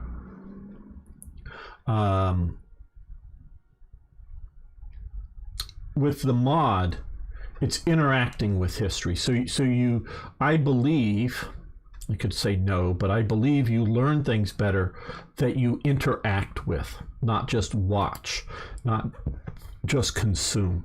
So by interacting with well, I'm the creator of Third Reich events. You can get it. It's good and functional for Black Ice 9.11. I am going to get back to working on it, making it functional for current version of Black Ice, but it'll be out there. And so it was designed, as a sort of fun, interesting teaching aid kind of thing. But that's sort of what the YouTube channel started out as a promotional tool for Third Reich events, and has continued on. And very much I want to teach the lessons from history. Not just historic, because there's historical lessons. Those are like, on this date, this thing happened, right? Okay, that's a historical lesson. Lessons from history are like, if you want peace, prepare for war. Be a nation that looks too difficult to invade or not worth invading because you're so well armed and trained. Those are like lessons from history. It's sort of like when you have an aggressive power like Hitler and he's taking Austria and then he's taking Sudetenland, realize he's going to keep taking land until he's stopped. And maybe it's better to have a war today, metaphorically speaking, than a war tomorrow when he's even stronger. So war is bad, war is hell. Yes, I'm not going to say It isn't. It is. War is bad. War is hell. But maybe war is at times necessary. And maybe it's at times necessary for you to start the war and not just wait for the war to come to you. So that's what really my channel is sort of dedicated to, is learning those lessons from history and trying to do it in a fun and enjoyable aspect. Okay, let's get to making a regular episode now. And this is one thing, if those you who I'm like Crimson, I'm not used to seeing around on my live streams. If you haven't already, please hit that subscribe button on YouTube or the follow button on Twitch, live on both right now. This is sort of, hanging out with Gamer, and I go off topic at times and do other things. But now back to, the main game. So, welcome back, fellow armchair generals. We are still in a very desperate situation. It is January 1943. We are counterattacking in one location, but other places we are being attacked, and we are falling back here and here. Okay, so let's see here. We're going to move you up across the river, you up across the river. And hey, thanks for following. Do appreciate it, everyone. And those watching later on YouTube, you can always try to follow me on Twitter if you prefer watching there and catching me live. There, I don't want to weaken that too much, but I do. Okay, you guys fall back to here. We're going to lose this province. So that's why I say this is a desperate situation. Several people keep asking me, posting like, what is your plan to win this? I don't fucking have a plan to win this. I maybe have a plan not to, or to lose this slowly. Try not to lose, but can you win without, or can you not lose without winning? I don't know. We want to add a flak unit and a civilian transport unit to this Panzerabteilung. So now we have tank destroyers, heavy flak, light panzers, but no infantry type bulk units. So that unit will shatter fast. Now I remember a unit over here. Okay. Oh, right. We didn't save after that. Okay, so what I'm going to do here is we need more manpower. So all of these are going to go bye-bye. As you can see, this is one of the reasons we are desperate here, is we don't have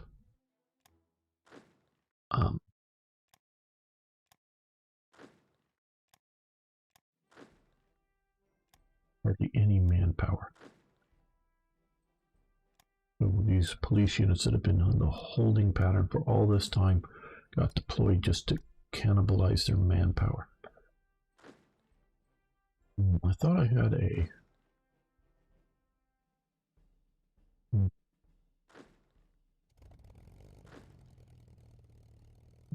Just a... No, guess not. Maybe didn't save it well enough.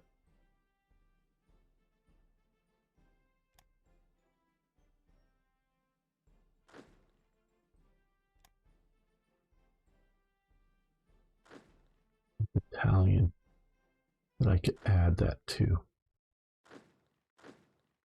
Volunteer battalion. Well, we can also get rid of you.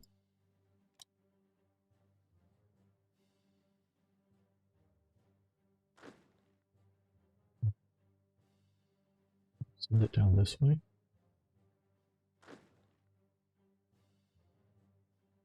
I do not know. I can do that. Oh.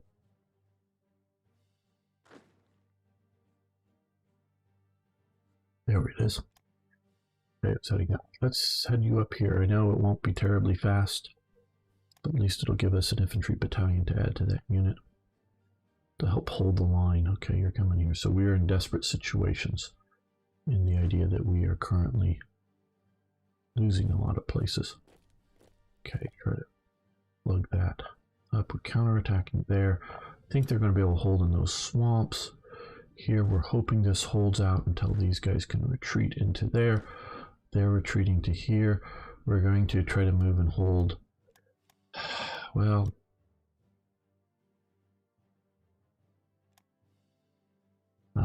behind the river here.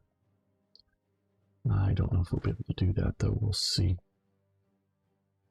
These guys are holding there. And over here. Okay, okay, we have this real beat up. Panzer Division. We're going to move this hood-shaped infantry division up that way. Now we are coming over to North Africa here. Let's see. We are pushing the Americans and the British. The AI.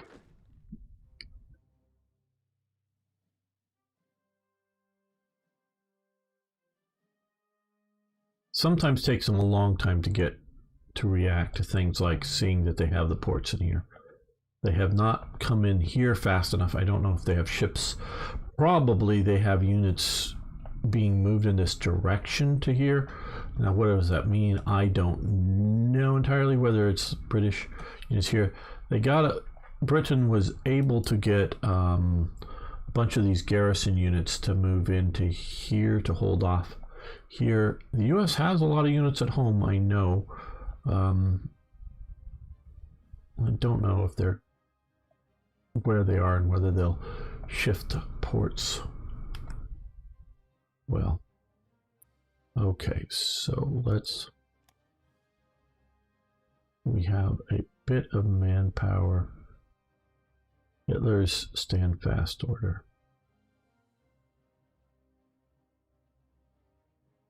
What does this do? Hitler's stand fast order. Defend reinforcement chance, organization regain and reinforcement bonus, soft attack and leader defense.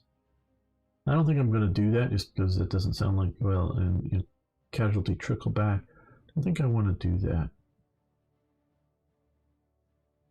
So we're going to leave that.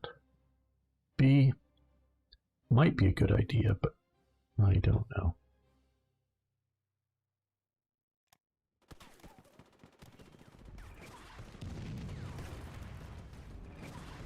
Some of these groups, as you see, are in pretty good shape. Others just are not.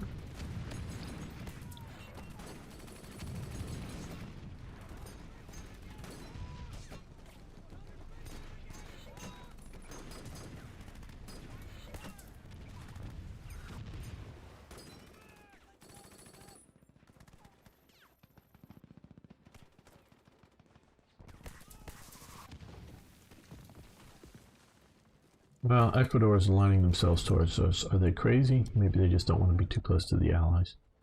Okay. Italian unit shattered. Yes, you may have metal. You can have much metal you could possibly use. We've got more metal than we can possibly use at this time. Okay, you head back towards your command area. Move it back towards your command area. Part of the reason part of it is just desperation, quite honestly. Some of these units would be better to be moved up to more frontline units. But another good thing is to have these in actual combat, because it gets these leaders up one in combat, so they have better, better effects. I don't know if we can break him up because he's a Finnish unit, so send him this way.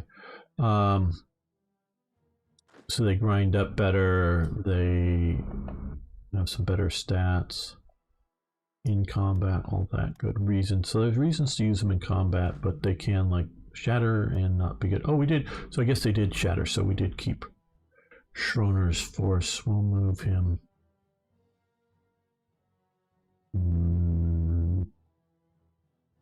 Oh, they're coming around here. Oh, how lovely. Okay, well, we'll move him up to here. We may send them up north to the northern front there. Okay.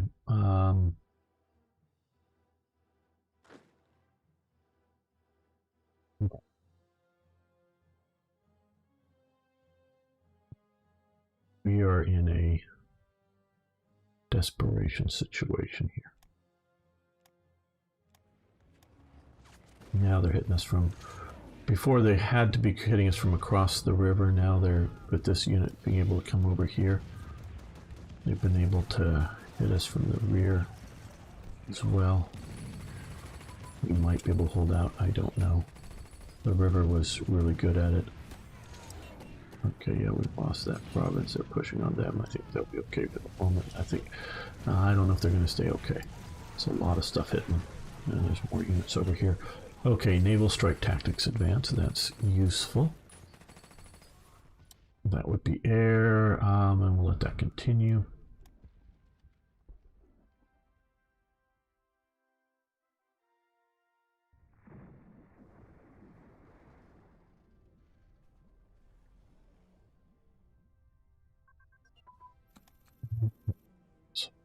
That got a radar for cruisers. Right, okay, radar for cruisers. Let's stop that. I know we could still continue there, but what we're going to do is we're going to come over here. And this is a bit messed up here. They corrected that later on. Here, search radar, air defense. We'll do closer. That will help. Cruiser ships, though there's not many of those. Oh, you want energy? You want 30 energy, Finland? Sure, you can have it. What do you want it for, though? You're about ready to be out? I guess you're holding out here. Okay, I guess once that capital falls. Oh, another shattering. It's 2 units just recently.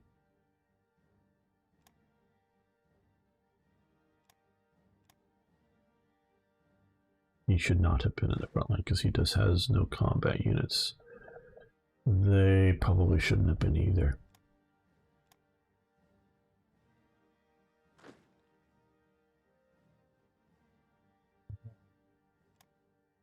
Let's put on another leader here right now while they're still trying to organize themselves up.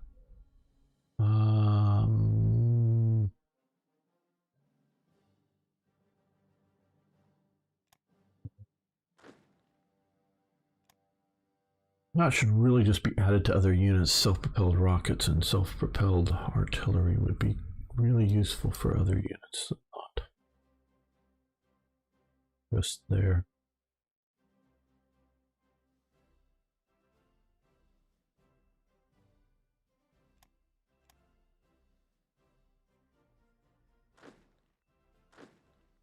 Well, guys, they've moved in enough forces here.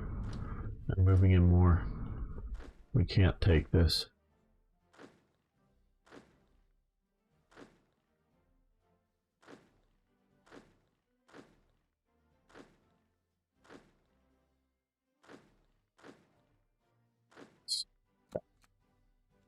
We lost, even with the bombing here.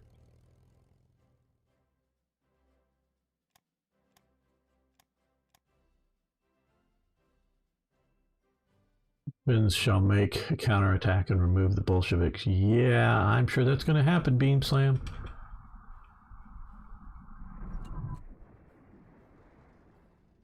Okay. Okay, gun turrets advance on aircraft. So let's come over here. Armament, gun turrets, yes, stop that. And range finding equipment for artillery.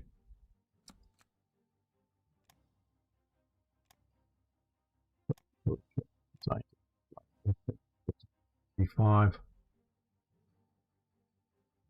We can now do 44 technologies with relatively usefulness. So we're going to do reduced delay attacks, but increase masterful breakthrough and masterful blitz.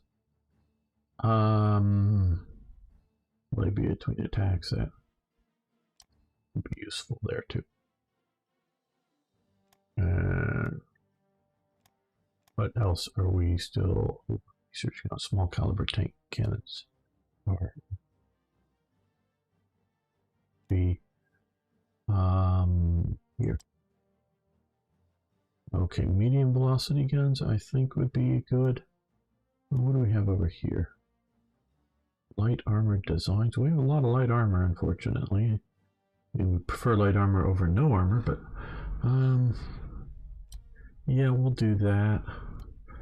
And we have a little bit more research room. We don't have any infantry tanks.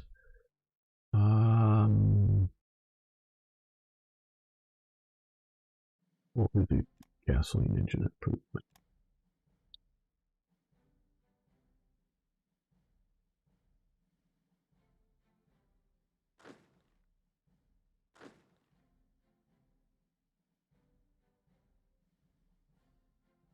Some places were able to hold, others were not.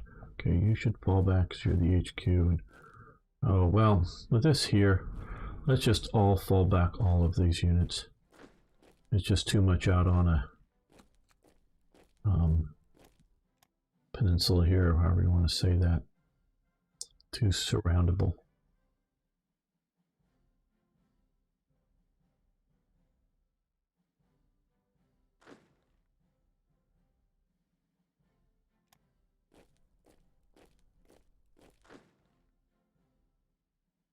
Maybe they'll hold, I don't know.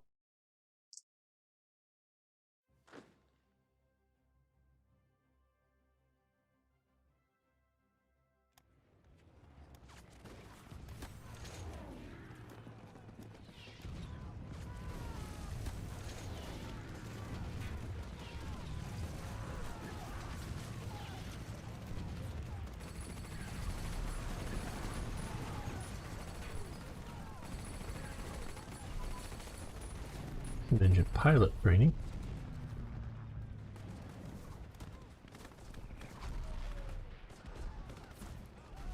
We'll let that continue. Okay. Soviet Union forced conquer on Finland. Yep, okay, so we've lost our Finns. Don't know if these will disappear now that...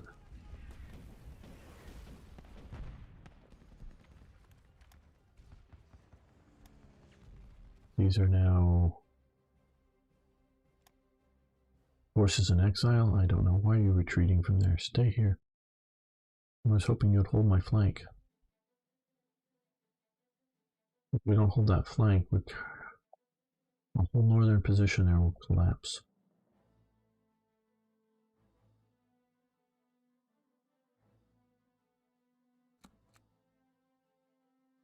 Okay. Oh, it's here, yeah. Nav tactics. Naval air tactics. And we'll let that continue.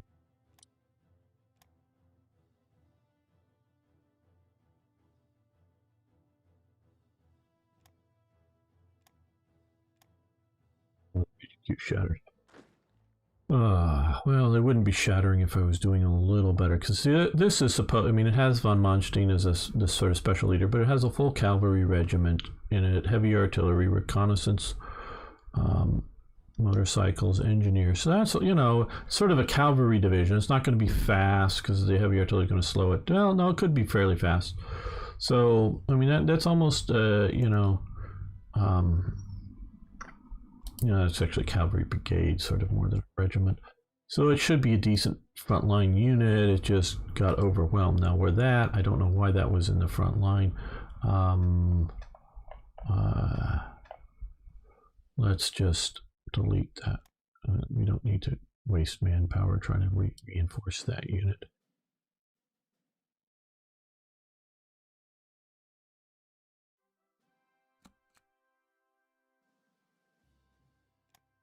Another major okay, we've lost here. They're pushing us out.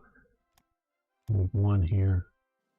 Some areas we are winning or holding. Are they upgraded with armored cars? Yes. Are they upgraded with armored cars? Here, this is just motorcycles. This particular unit. Some units do have armored car. That's just motorcycles, or this would also sort of equal reconnaissance jeeps. Thin-skinned reconnaissance. Would that be? Yeah, no, this one has armored cars. The 20mm 8 rads. Cav regiment. Oh no, I don't. I specifically don't. Yeah, I got it. Beam slam. I specifically don't do this motorization of cavalry for fuel situations.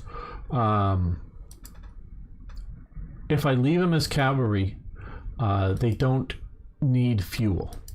So yes, this needs fuel to move because, and this light vehicles, but I can still build units without. And it's not just consuming fuel as in here, but it's also just the idea of, is there fuel in that particular province? I want to be able to have no fuel and still have them operate, though a lot of them do, like here as part of the HQ has light German vehicles, which will need some fuel, but it'll still need a lot less fuel. So I specifically don't upgrade that. Well, let's do this here. R. What we're going to do here is we're going to remove the wagons and the anti-tank guns. Now we're going to put on, for the horse-drawn wagons, we're going to put on the heavy flak and the civilian transport. So this won't be terribly fast. Be a little faster and deal well with having that. Now, so hopefully with having this, we'll have a lot more firepower in that division there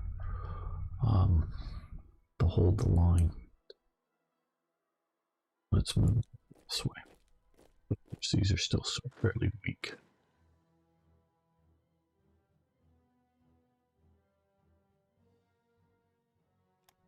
And so if I was, I'd have to go, if I was the US, would I even want to still use cavalry divisions or, brigades? This isn't, and it also, I do think it affects the reconnaissance cavalry too. I think it does, doesn't it? Let's check. I just long ago dismissed this. Okay, this increases the organization of all of the truck units. We can see down to here. I know I can't really do this, but cavalry and sea cavalry, which is the CAV, is the brigade. The CAV is the reconnaissance cavalry, and then they have the Ritter SA, which the Ritter SA basically disappears from the game. Just to give you a bit of background, for a while they tried to move the game to start in 1933, and they were starting with sort of a pseudo-civil war in Germany, in which there would be 2 or 3 factions, a communist sort of faction, a Nazi faction. And the government was supposed to sort of be neutral or something. I don't know. They tried to do that, and it just didn't work out for multiple reasons. So, but once they started to do that, oh, you have these new units in there? So I created the whole SA thing. So they're still there, but you won't see much of them in a standard game. But with TRE, you'll see them. So the Ritter SA, which is SA Cavalry, are there in FG. I don't know what the FG is right offhand. And of course the SS Cavalry will use fuel consumption. So I want to keep all of the, see now this, because or somehow earlier on I put in the truck transport here to make this a little faster.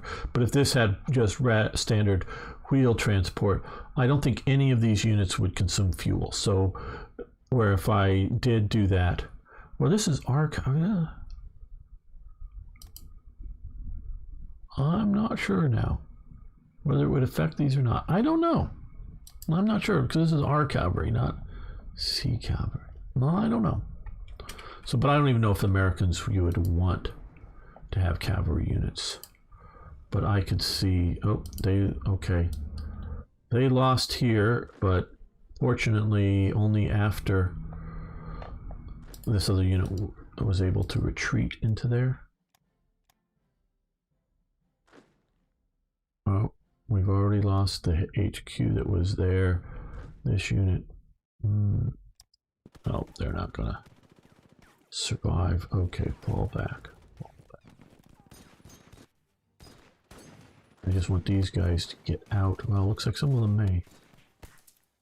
And keep pushing down along here. But if we've lost this river line, and we're not going to hold this river line, Oh. Okay, it's more like along, this will be the weak spot here, and this will be the weak spot here. If we can sort of hold along here in the mountains. Well, maybe hold here to give up this, well, I don't know if we can try to hold this city, because we've got mountains. So we can do here, here, here, because that's a damn big, this is a problem with Hoi 4, is these provinces get stupidly big. I mean, Hoi 3, what did I say, Hoi 4? If we hold along here, it will be just this one weak province. We can create a defensive line here. Maybe we'll try to keep some troops up in Tarbiz just because it does have one victory point, but that's not a lot.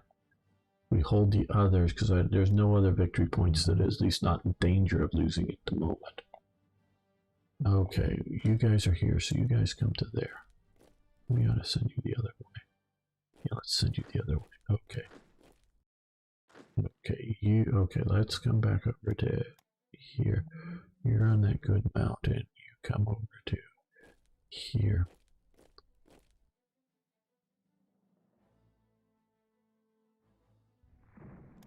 Okay, well, you made it back out, so you keep heading out.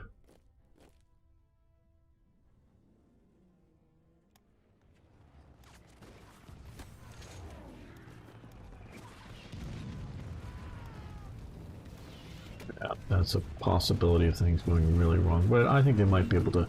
Yeah, they might be able to get out before being overrun. You always have to worry about that. You don't have fallback. Troops. Okay. Yeah, let's move this guy over here.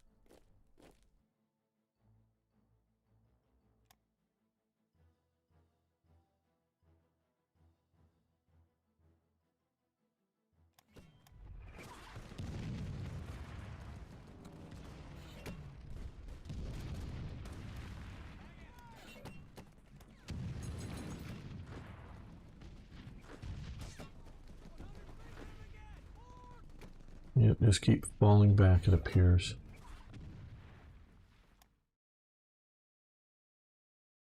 And a good German commander here.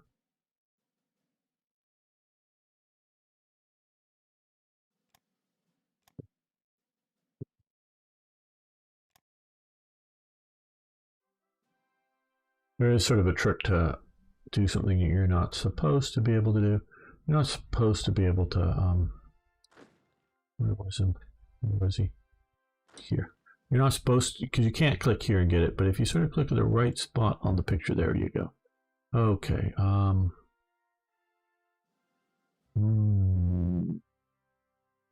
promote him up and put him in charge.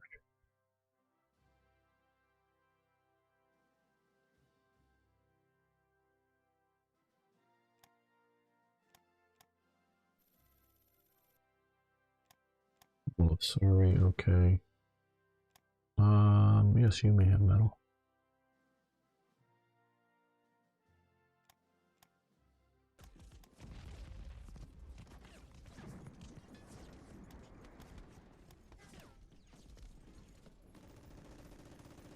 Okay, Joseph, thanks for hanging out with us. Okay, we're going to fall you back, not because we're going to lose, but I just want to hold here because, yeah, we need to hold the, I don't know if they'll hold, but see about that.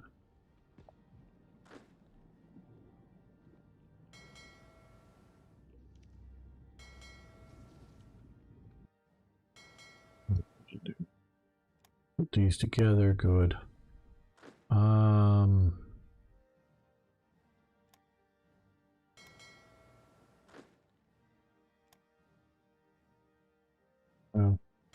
Well, so we'll put them on the board.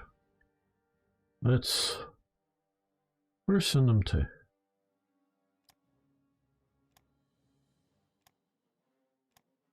They can't get to here. Let's send them into Murmansk.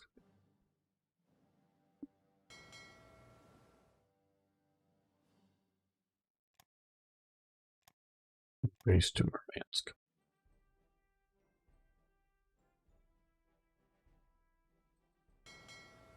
Battling some subs there, good. Maybe kill another sub.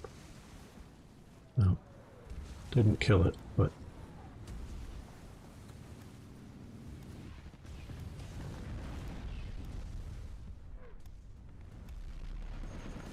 not have a wheeled transport unit in the front line, so get back out of the front lines.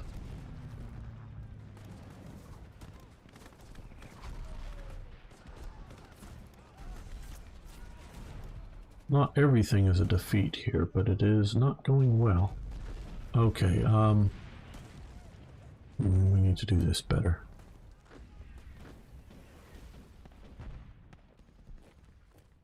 That is Hell on Wheels.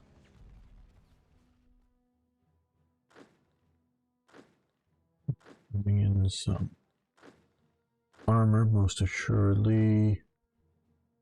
That's light armor. Okay, that's medium armor. No armor there, good. So, no armor, we can use our special purpose, regular infantry, these guys. Okay, everybody's attacking somewhere. Let's send you in that way.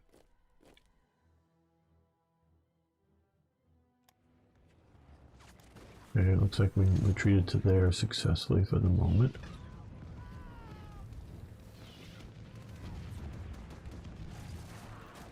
Are these guys holding out at all? Oh, look at that. All that. Yeah, keep falling back.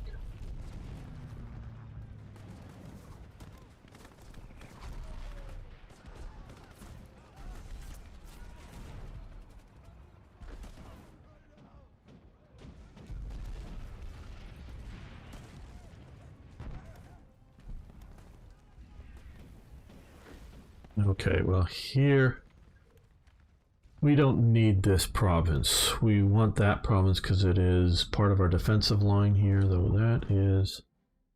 man. Okay. Withdraw, withdraw. Okay, we don't need this province here. We do want this province because it is a fortified province. We can hold in here. So... withdraw, withdraw, withdraw, and withdraw the tanks. And what I want to do here is... nope, nope, good unit there. Oh, here we go. Finally, you're up here. Well, that was actually fairly quick. Yeah, let's move all of Legion Wallonia in there. Okay, so we'll move you up this way. So now we've put together several elements. They got light tanks, they got an infantry battalion, so it's very weak now. Might get some more reinforcements, but we do have some heavy AA, so come up in there and hopefully do well enough.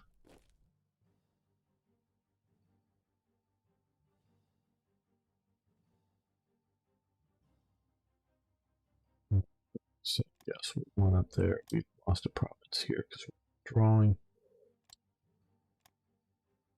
Okay. So we'll go about there. This is an attack here, yes. And Marrakesh. Looks like we've won there. Now once we take out these two ports, we will... this is the one that was created by the event. We'll cut off any supply that any of these units here may have.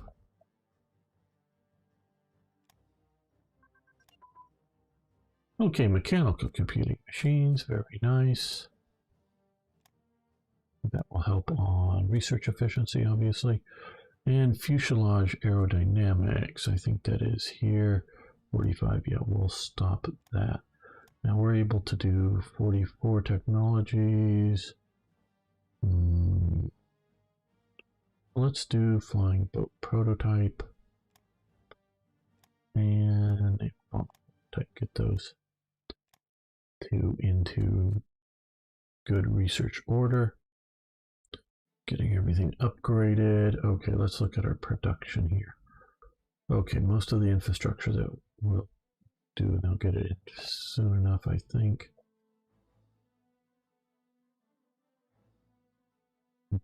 Let's also sort of, we're going to shift some of that over. So let's come here. Let's do 8 more. Oh, we're out of manpower. Damn. So we can't do 8 more.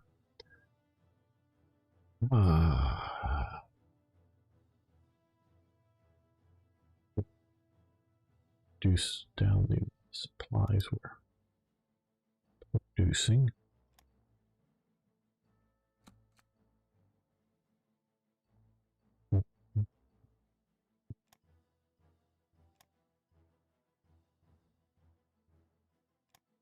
Out of manpower again.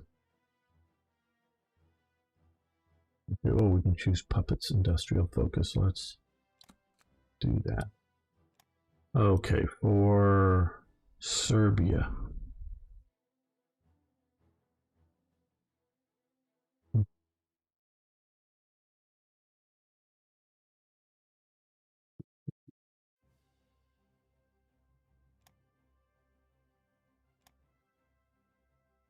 Well, they've got a lot of steel, coal, and rare extractions here in Belgrade. So we've got a lot of resources coming out of here. Wow, okay. Well,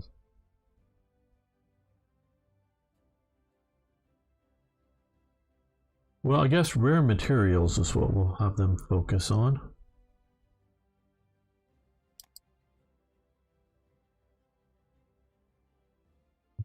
Different puppet. Don't know how they choose what order, but okay, for Croatia, which is obviously over here, here. So, I wish I could do manpower or something. Do materials.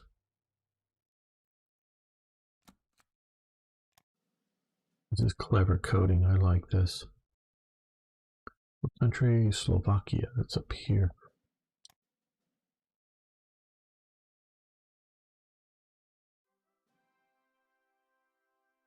Just because this is the only thing that we're negative of, so let's do, well, we're also negative of fuel, but for oil, I should say. Oil is not really a problem for us, though. Materials. And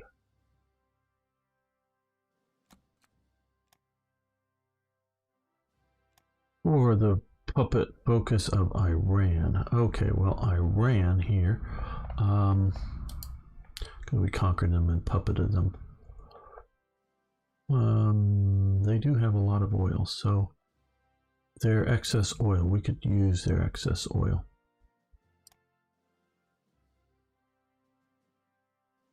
Let's see here, did it? Okay, it probably did more oil wells or something here, I don't know. So because the way it's set up is the Slovakia, our trusted Nazi allies, yeah. Is that the excess of these puppets will be coming to Germany beyond whatever their needs are. So if they have excess oil, we should get that. Oh, looks like our garrison unit isn't going to hold. That might hold, that might hold. Oh, we should have. Yes, we do have. Okay, very good, finally. Okay, you guys get up into here. You'll do better in the mountains, I think.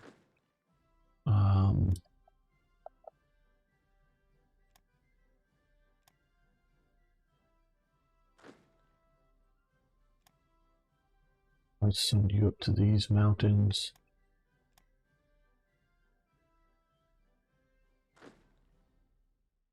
Oh, just stop all this. Okay, we have this mixed support unit here. Maybe there. No, there is probably where we should stick it. There.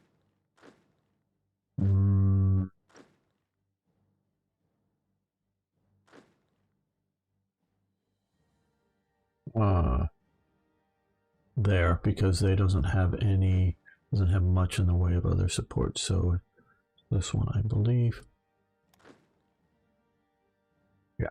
There we go.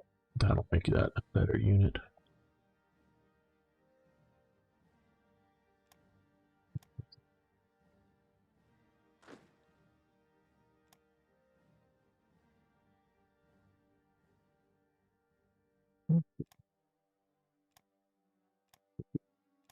This mountains? No, just hills. Proper mountain division we'll send up over here. Okay, we want to come here. That is the non-mountain area. We'll park if we can a armored division or something like that there in students unit. At least head it this way.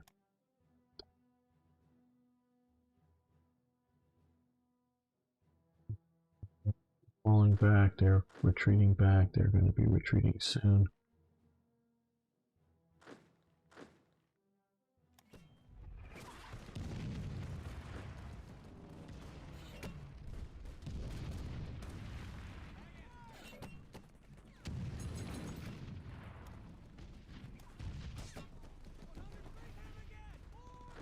These guys can retreat into there before the enemy gets there. We can come in and occupy it, one of the two. All right, well, this is a tough fight here, but what we're going to do here is move them across. They've got, and that division can get, let's put it under them. Some stugs, that'll be good.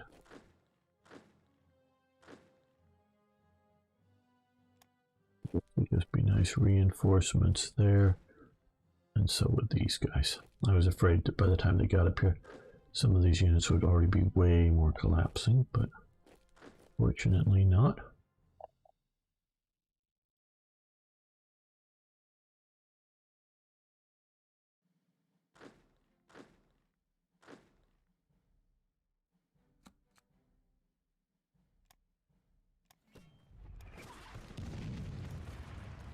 That we lost down here, it looks like. Yeah.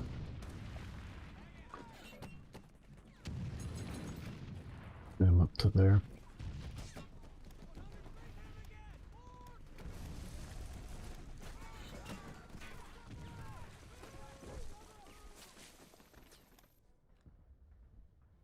Oh shit. We just lost here. Okay.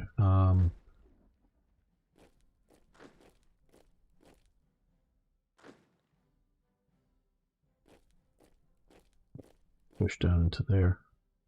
Spain. Destroyer. I guess you can have a destroyer. Make one. I don't care about the money.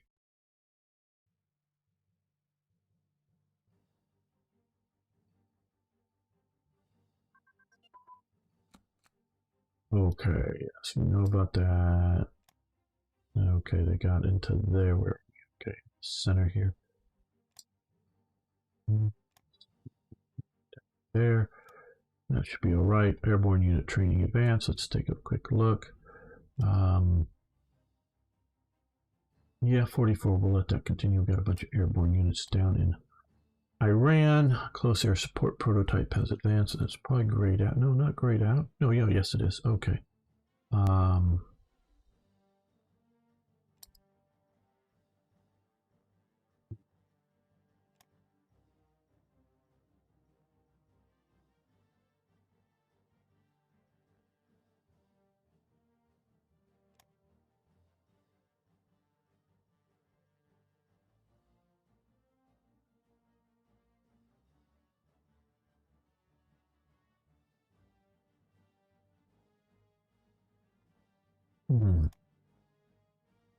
Maybe coming over and improving some of our tank designs.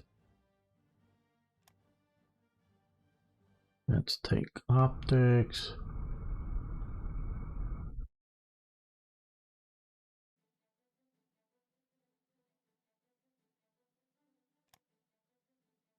There we go. Ooh, yeah. Well, we've got a lot of our reinforcements. We've maxed out our manpower, so that element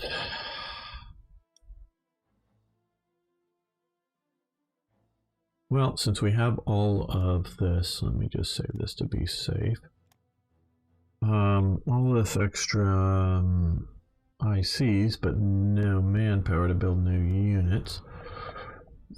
I really, quite honestly, don't think that it is so much of a lack of units as a lack of supplies that have been our sort of problem.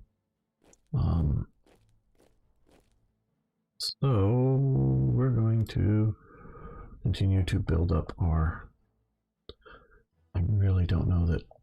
So I've tried to sort of kind of create paths for the supplies to move forward on into some of these areas. Okay, through here looks pretty good. So the more green it is, the more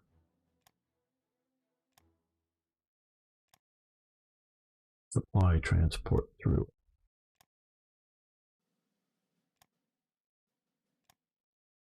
I can't direct it, and I don't know what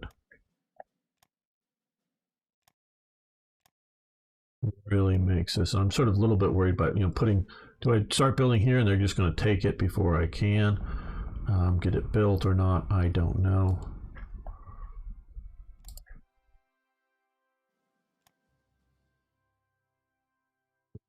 There. There. So there.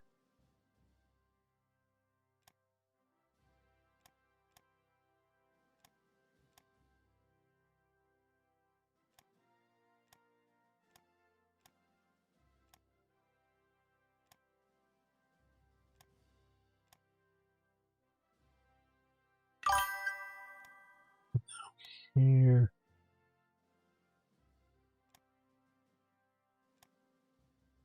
Yeah, because some of these I've already made, I think, the good decision of.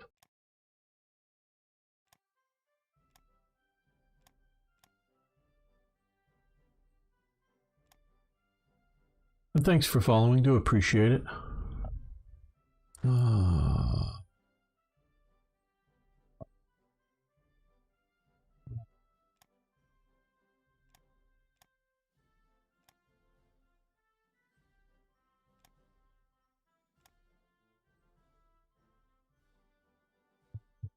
So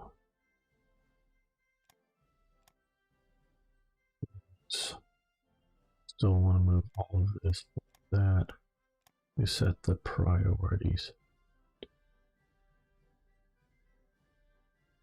Well, west here we're doing okay. We're doing all right. In the Far East, Japan is doing okay. They're slowly, I mean, they should have taken out the Philippines a long time ago and taken out Dutch East Indies a long time ago, but they're still grinding it down, getting more resources, including oil. There's still some oil to be had in here and up here, but they've got some of the important ones here, over here, of course. Is there oil over here? No, I guess not. But doing moderately well on a lot of that, I think. Took back a few islands, so that's good. Well, I want to thank Sir Toyjet, Chief, Sirkan, the Hoffmanator, Timothy. I know I'm forgetting a few others that have supporting on Patreon. I really do appreciate that. But everybody else, just hit the like button, post, it feeds the algorithm by posting below, just saying hi. That's really great. And of course, if you're watching here live, you can just hit on YouTube, you can hit the like button. Do appreciate that. Subscribing, of course. Really do appreciate comments, like I was saying. So thank you all so very much. We'll be back next time for more, yes, even more Hearts of Iron. Okay, guys, I think I need to take a break. Really do appreciate, like I say, really do appreciate you guys coming and hanging out with me. Be back tomorrow. Oh, tomorrow's your birthday.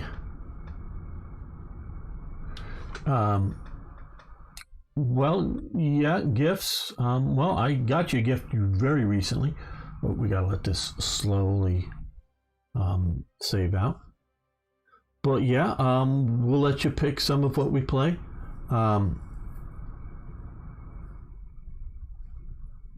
So yeah, tomorrow,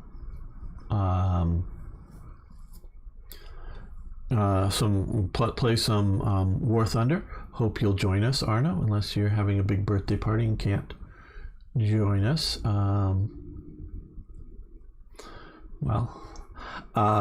So you can pick some of,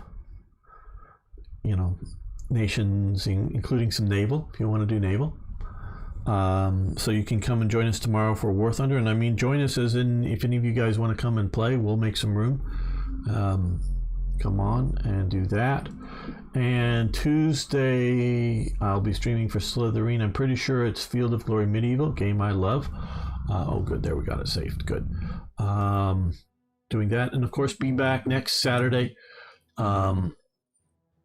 for more Stop Briefly, Black Ice. Much better now. It's much more stable than it used to be. So that's much better. Low tier, fun tier, yep. So glad you enjoyed it, Beam Slam. So yeah, come back next weekend for more stuff as well. And of course, everybody, whether you're on Twitch or YouTube, you can check out my YouTube channel for more videos all the time. Have a good day, everyone.